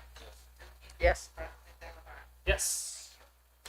Okay, item 8.8, request to approve collective bargaining agreement for transportation employees. Thank you very much. This is my last item this evening, I believe, for approval. We have been working closely with our bus drivers and transportation staff for several months, and pleased to bring a agreement to you this evening that the AFSCME group, remember AFSCME is our transportation employees, our bus drivers, maintenance, and dispatch. They have ratified this agreement, and so we bring it to you for approval this evening. Our goals with this contract were primarily retention and attraction. And I think if you look at some of the finer details of this contract, you'll see that very clearly. This calls for a increase in year one at a dollar amount, and then 1.5% for years 2 and 3. More importantly, moving drivers past a training wage once they have received their training, and those sign-in referral bonuses provided for in the contract are going to help us identify new employees and hold on to them, as well as hold on to our existing staff. Also reduction probationary period and reducing the waiting period for medical coverage are other tools that we hope will help us retain folks and do the right thing by our employees. So happy to answer any questions anybody has, but we're pretty proud of this agreement and think it's the right thing for our bus drivers and for the district. Questions for Michelle? Entertain a motion to approve collective bargaining agreement for the transportation police. Second. Moved by trustee Tukey, seconded by secretary Newman. Any discussion? For all the hard work you put into this, all the hours. My pleasure. Yeah, Tom. Ms. Wright was on our team as well, and it's been a passion project. So thank you. Thank you to our drivers, our transportation employees. You are such a backbone for getting our kids to school safely. Transportation is such a challenge here in this city and in this region. That being able to offer school bus service is super important. Appreciate you all and the team on their side of being able to put together an agreement.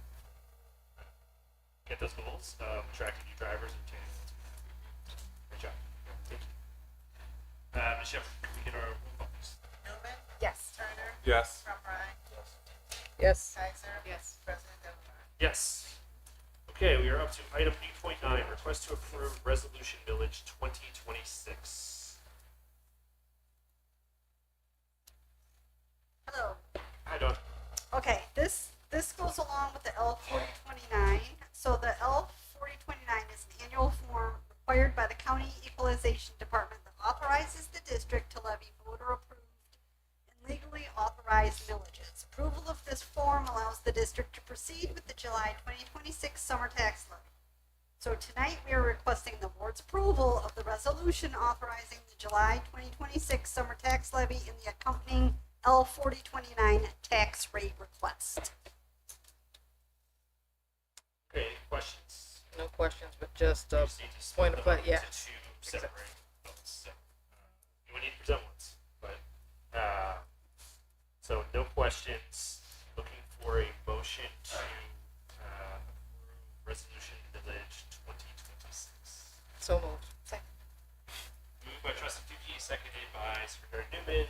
Any discussion? Okay, Ms. Shepherd, we have a roll call. Turner? Yes. Fromrein? Yes.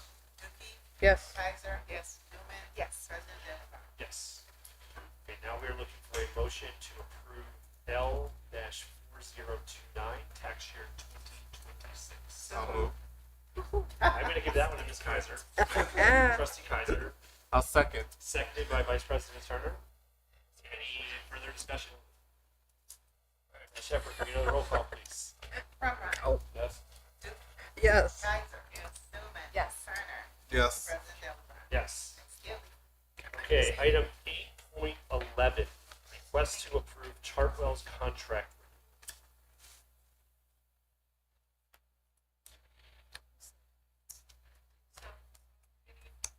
Good evening. This item was presented to the school board at the meeting of June 1st. It seeks the board's approval for fiscal year 26-27 contract with Chartwells to continue providing food service management services for Ferndale Public Schools. This is the second year renewal of a 5-year contract awarded through the RFP process covering the period of 2025 through 2030. The renewal has already been reviewed and approved by Michigan Department of Education as required for food service management contracts. Chartwells will continue to provide staffing and operational support for the district's food service program, including 27 support staff positions. It will also include an assistant director of production manager position that oversees procurement, production, and administrative support. The contract also includes staff wage increases consistent with Chartwell's merit and resources policy. Financially, the renewal includes a $75,000 advance payment for fiscal year 26-27, no guaranteed return amount, and no planned district investment. Reflects a contractual 2.5% increase established in the original agreement. Chartwell's is a strong partner in supporting our nutrition program, and this renewal allows us to continue to provide high-quality meal services to our students, maintain compliance with state and federal program requirements. Any questions for Deputy Superintendent Wright? Seeing none, can we entertain a motion to approve contract renewal for Chartwells? Second. Moved by Trustee Carmine, seconded by Secretary Newman. Any further discussion? Seeing none, Ms. Shepherd, can I ask for a roll call, please? Dookie. Yes. Kaiser. Yes. Newman. Yes. Turner. Yes. Cartwright. President Hillenbrand. Yes. Okay, item 8.12, request to approve contract renewal for Hop Skip Drive. This is a new agenda item for you. This was just brought to my attention by the vendor. So it's timely that we make a recommendation.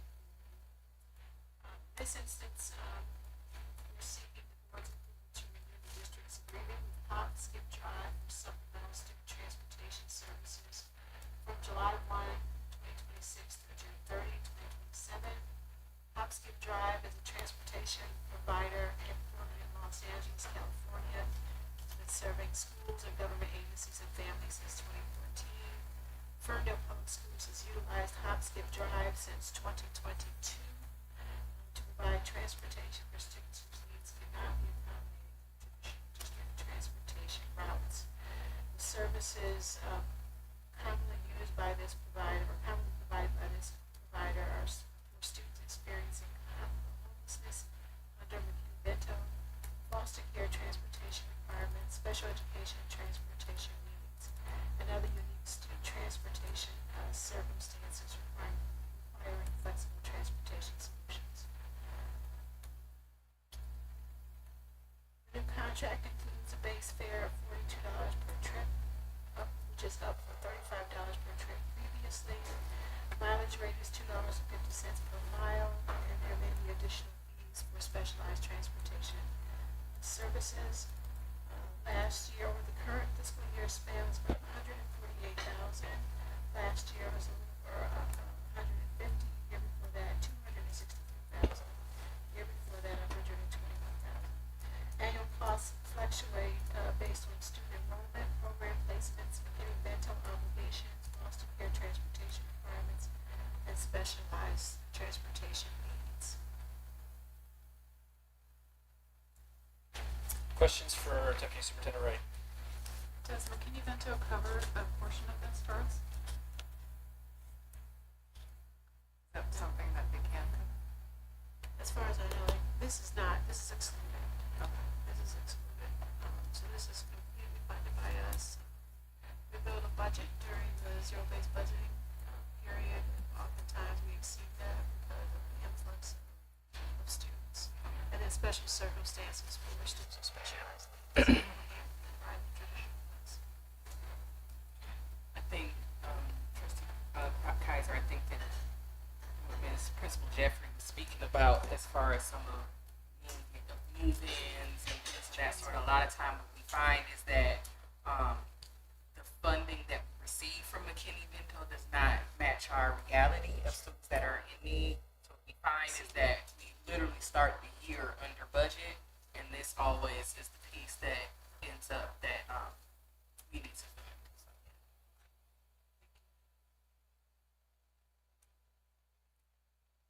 yeah. Ready? Do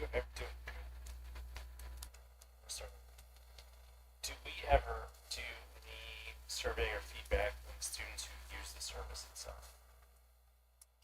We have not. I think for next year, that's something I would like to see. Just getting a sense of doing it, any feedback. Just knowing that, like, when I was at DDOT with paratransit,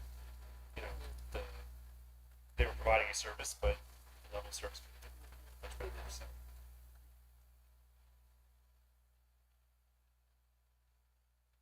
Any additional questions? Okay, entertain a motion to renew our contract with Hop Skip Drive. I'll move. Second. Moved by Vice President Turner, seconded by Secretary Newman. Any further discussion? Okay, Ms. Shepherd, roll call again, please. Kaiser? Yes. Newman? Yes. Turner? Yes. Fromrein? Yes. Yes. Okay, request to approve the PAC representative recommendation.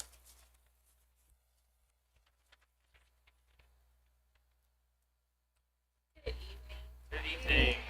So I am coming before you to request action to approve Sarah Martin as the Ferndale Public Schools representative at the Oakland County Schools Parent Advisory Committee representative for a 3-year term. This will be a second term for Ms. Martin from 2026-27 school year through the 28-29 school year. She does hold a position on the Oakland County PAC currently as the chair-elect. Next year she'll be the chair of the Oakland County PAC.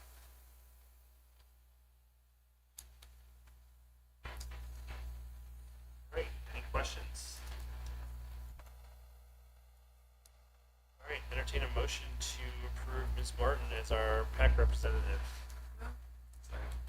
Moved by Trustee Kaiser, seconded by Trustee Crumrine. Shepherd, no, any discussion? Roll call, Ms. Shepherd. Newman? Yes. Turner? Yes. Fromrein? Yes. Kaiser? Yes. President Yes. All right, thank you. Item 8.14, request to approve Newzella renewal. Good evening, 14, everybody. they call back We're up. back up. Oh, sorry. Yeah, 14. Good evening. So as we transition to the tech proposals, I do want to address something that was asked of us a couple of weeks ago at Committee of the Whole regarding the social studies Chromebook purchase from the Alice Jorgensen Fund. The ask was to reach out to the department to see if in the future we could explore non-tech uses for those funds. The department is 100% on board with that. We'll use the rest of the funds to support student field trips. For those of you that have been in the district a while, you might remember something called Camp Skyline. The department is interested in bringing back a student leadership retreat similar to Skyline, using those funds as another potential use. So just wanted to provide that update. Are they talking about bringing back the class that goes along with Camp Skyline? Well, it won't be exactly the same, but Just thought I'd ask. yeah. Hey, if you're volunteering to help out in any way, shape, or form, By year 2, I'll be ready. okay.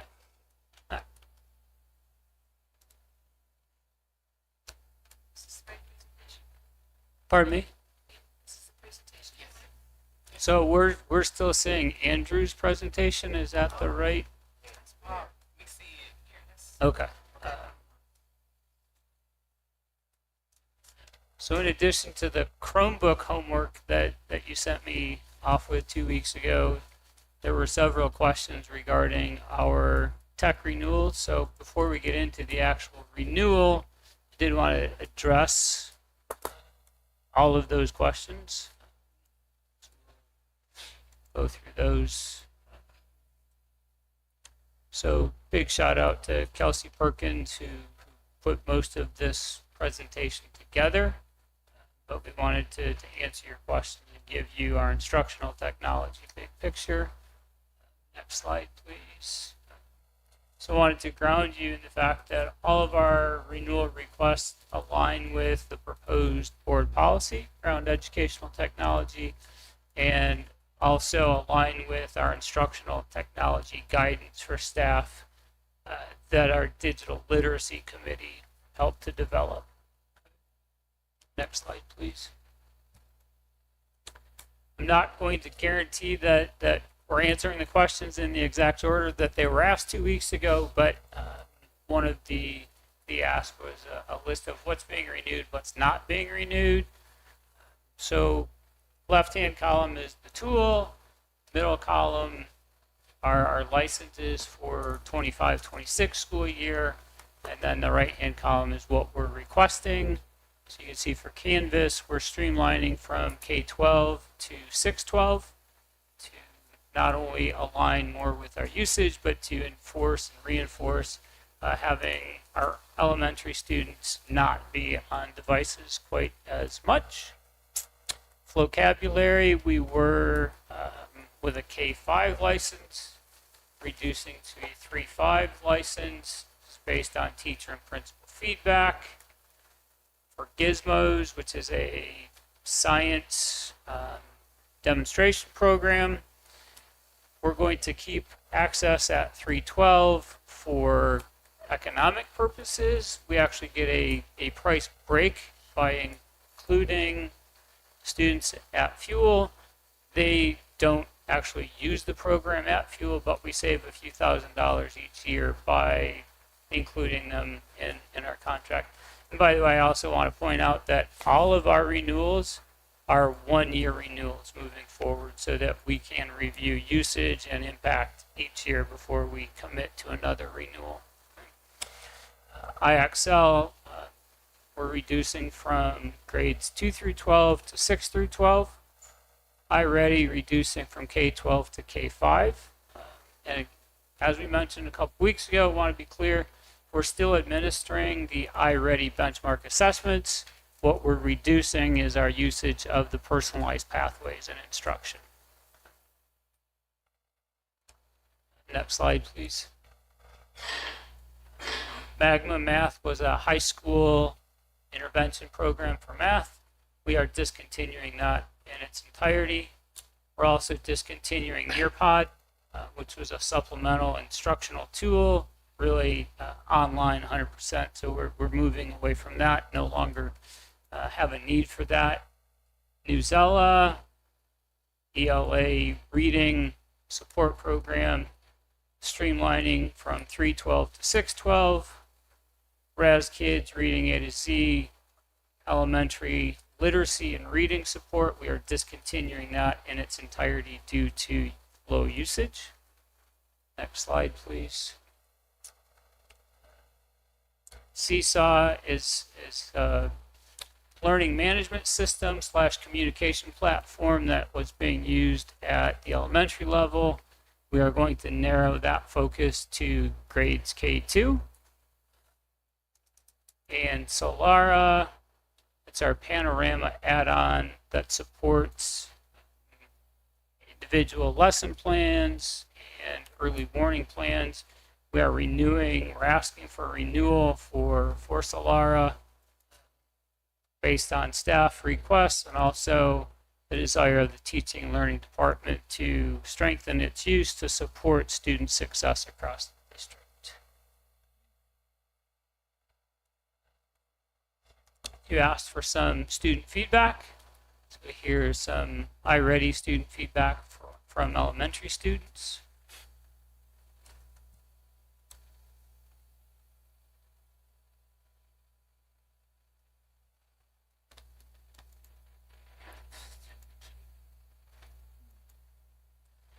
Staff feedback for iReady.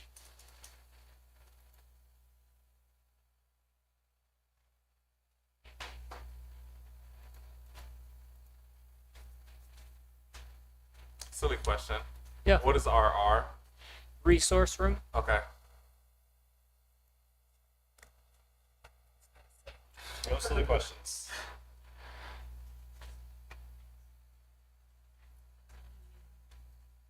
We've got some IXL feedback from middle school students.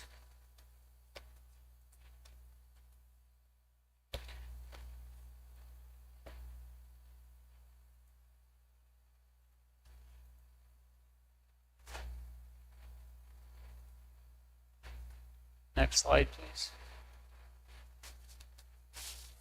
We get into some, well, you asked for the iReady data privacy policy. There's that.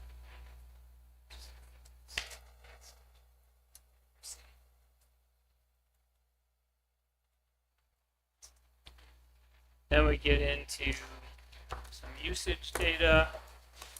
Numbers are small, so I wanted to just kind of highlight that iReady at Ferndale High School, we had 160 students out of 734 utilize it. Ferndale Lower, 350 students out of 542 total students were using it. Ferndale Middle School, 512 out of 540. And Ferndale Upper, 346 out of 542 students were using the program, averaging between 3.5 hours at the low end to about 8.5 hours. A little over 10 hours at the high end, Ferndale Lower. And that's for literacy in iReady. The next slide will highlight the math usage for iReady. Similar numbers at each of the buildings.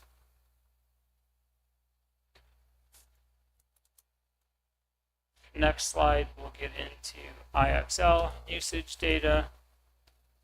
What you'll see here is that our heaviest usage was in grades 6, 7, and 8, so Ferndale Middle School, supporting their ask to have IXL renewed for them next year. The data that is visible here gives us a total time. I did want to share with you that over the course of the 25-26 school year, Ferndale Public School students answered 1,704,136 questions in IX.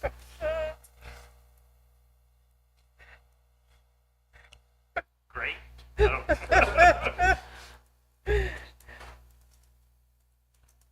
Teacher usage for IXL. 75% of Ferndale High School teachers used IXL. Remember, IXL has the content area, 4 core content areas, as well as standardized test prep. Ferndale Lower had 18% of the teachers. Middle school, 63% of the teachers using IXL. Ferndale Upper, 44%. University High, 46% of the teachers use the program. Next slide, we'll St. shift Paul in. Lutheran. Pardon me? St. Paul Lutheran, I assume it's just a shared St. Paul. Yeah, we didn't have a contract, even though it was listed. They were not part of the contract. Newsella usage data. You can see Ferndale High School, Ferndale Middle School had pretty high usage. We'll say that Ferndale High School utilized Newsella as a part of their targeted supports and intervention improvement plan, which was getting at the informational passage part of their improvement plan. See lower usage at Ferndale Upper and at University High School. I will say this is abnormally low for UHS. They've had some really strong usage prior to this, but it is lower this year. So that's kind of the overview of our usage data. We want to share some staff feedback with you.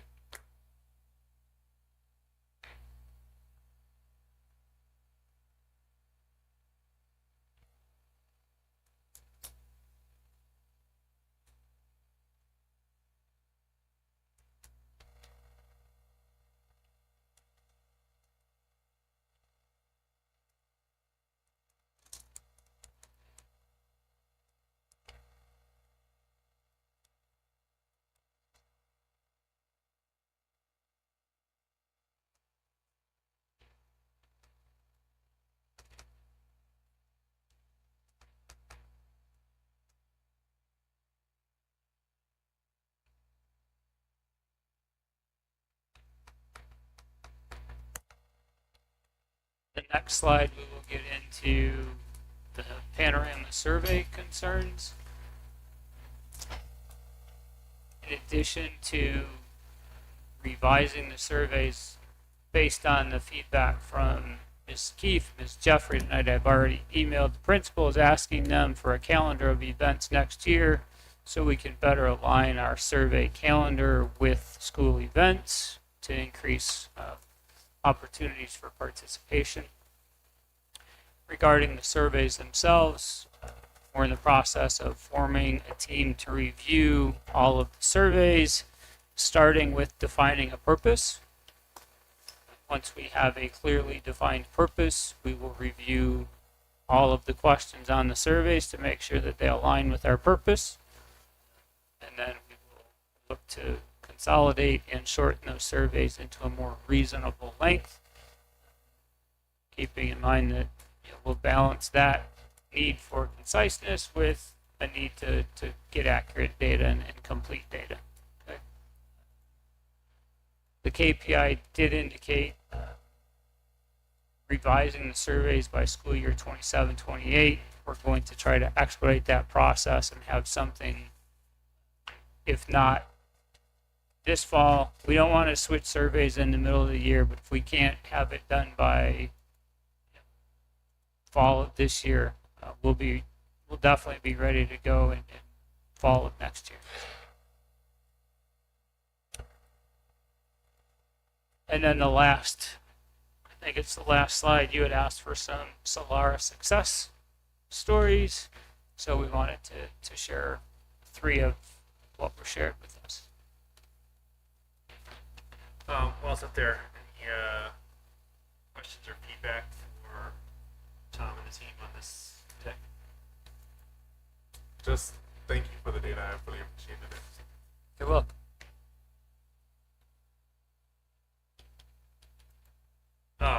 This is a giant step.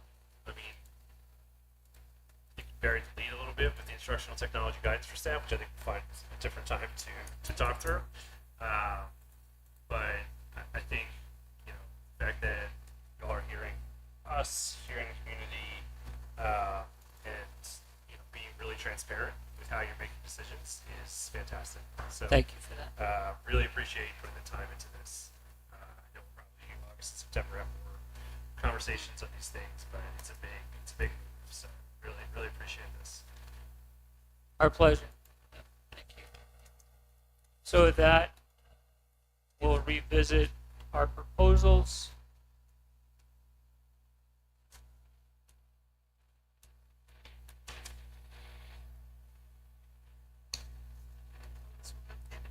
Pardon me? Yes, please. We'll be quick with these. We'll take as much time as we need to answer questions. So our first request was to renew Newzella for Ferndale Middle School, Ferndale High School, and University High School. Any questions for Tom? So, all right, we'll entertain a motion. I'll move. Second. I will take a motion from Vice President Turner, seconded by Trustee Crumrine. Any further discussion? Shepherd, we get a roll call. Turner. Yes. Crumrine. Yes. Dookie. Yes. Kaiser. Yes. Newman. Yes. Item 8.15, request to approve panorama renewal. Again, we talked about this a couple weeks ago. Happy to answer any questions. Any questions for Tom? It's late. All right, can I get a motion? Second. Moved by Secretary Newman, seconded by Vice President Turner. Any further discussion? Roll call, Ms. Shepherd. Yes. Yes. Yes, it's approved. Item 8.16, request to approve iReady renewal. Any questions for Mr. Bays? Seeing none, request a motion. Moved. Moved by Trustee Zuki, seconded by Trustee Kaiser. Any discussion? Ms. Shepherd, roll call, please. Yes. Yes. Yes. And finally, any questions for item 8.17, request to approve IXL. Any questions for Mr. Bays on IXL? Just want to see more handwritten feedback next time. Okay. All right, can I entertain a motion to request to approve IXL? So moved. By Trustee Dookie, seconded by Trustee Kaiser. Discussion. Roll call, Ms. Shepherd. Yes. Yes. Yes. Yes. Thank you, Mr. Mays, for all the work you put into Thank this. you. that we Thanks, requested. everybody. Okay, item 8.18, request to approve superintendent's goals. Can we go back and pull up the goals from the superintendent report just so we can take a look at them?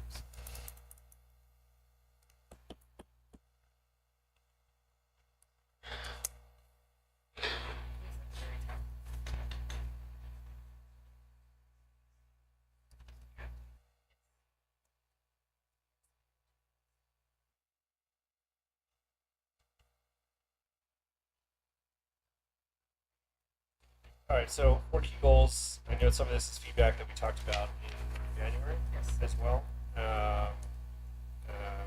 KPIs and the dashboard, overall leadership development. You know, the fourth one is Board budget development. alignment, for sustainability. I think that's the thing that obviously there's a lot of variables still into, but I think we'll maybe we'll talk about that. Governance. Feedback for Superintendent Hubler.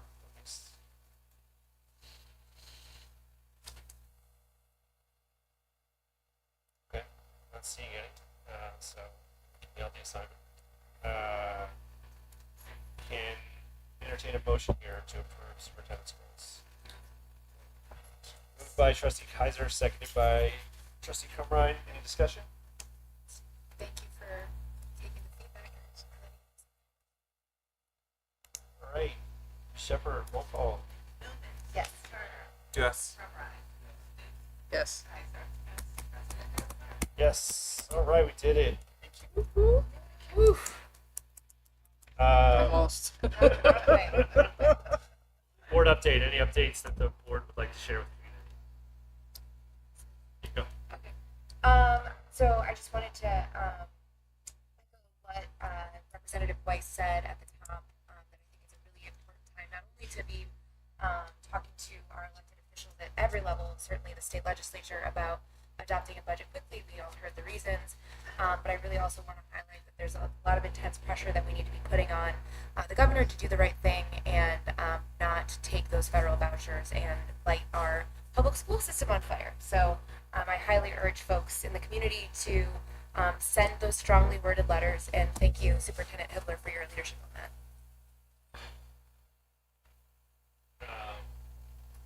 And just do you mind sharing information about the town hall this weekend? About Yes, there will be an informational town hall this weekend posted at Affirmations, Saturday, June 20th, from, I want to say it's 5 to 7 p.m. Don't quote me on that. I will put it up, make sure we get the appropriate information. I apologize that I don't have that in front of me, but we're going to have representatives from the community. I encourage all of you to come, especially if you have time, Superintendent Hibler, because I want the community to be able to ask questions And it is a privately hosted event, so we're encouraging folks to ask whatever they want to know about why these are so important. Any additional updates? I submitted a proposal for MASB ALC and it got picked up. Hey! So that's in October. Now I can only remember What is the topic? making the hard decisions at the board table. Nice. Excellent. All right, that's exciting. That you are representing us up there. And it was 5 to 7. 5 to 7. Great job. All right, anything else? All right, keep rolling. Informational items. Let's go. Budget actual report. Yeah. Steps. Good ways to go. So. This is the budget to actual report for May 2026. And in this column, we're still using the first amended budget, which we all just approved the second amended budget. But, so, yeah, everything is moving along pretty good. The instructional staff support, we're spending more money this year due to just the higher grants.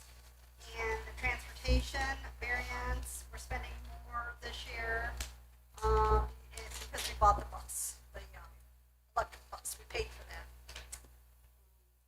Are there any other questions? Any questions for? All right, thank you. Thank you. Okay.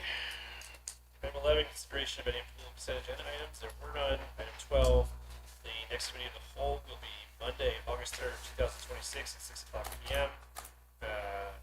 It's tentative. Yeah, okay. Got it. We'll take always the month of July off this. So, item 13, the next regular board meeting will be Monday, August 17th, 2026 at 7 p.m. Tentatives change as well. Item 14, Eagle Points of Pride and Comments. Flash session. That's right. Yeah, very quick. Yes. Me giving my kids. That was up. So special. I'll go really quick. It was the day of Smile and for today. So just wanted to shine some light on Ferndale schools and how they are so intentional on spreading joy to our children, make sure that they have such a bright and beautiful day every day, and just a happy Smile Day to everyone in our community. It's going to be broad, but I just am so proud to live in a community that's so engaged and to work with a team on this board and in this administration that reflects this community. And I've loved seeing all of the updates on the Ferndale Schools pages about Pride and all of the wonderful commemorations that are important to the community. So. I just want to congratulate everyone on the end of the school year. Working in the schools, I don't know what it was about this year, but it felt like a heavier lift than most. And so this one was a doozy. And I'm just excited for everyone to be entering summer and some rest and some fun. Time with loved ones. So good job, team. Another school year under our belts. I'll go next. I would have to echo the same. It was this year, it just felt different. I don't know why. But it's so glad it's behind us, and I'm so happy that we can take the time to rest and recover and look forward to it. Thank you to everyone that's made this team as successful as it has been in every department.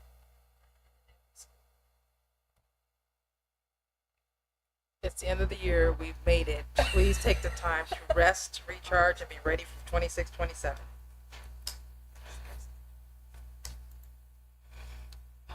Wow, I'm trying not to echo that. I just want to just acknowledge, sometimes the end of the year can get crazy with the amount of celebrations and closeouts and all of the things, but I'm just super proud of the way that we ended the school year, safe, communicating. There was a number of updates that came through towards the end of the school year, and everyone has just been great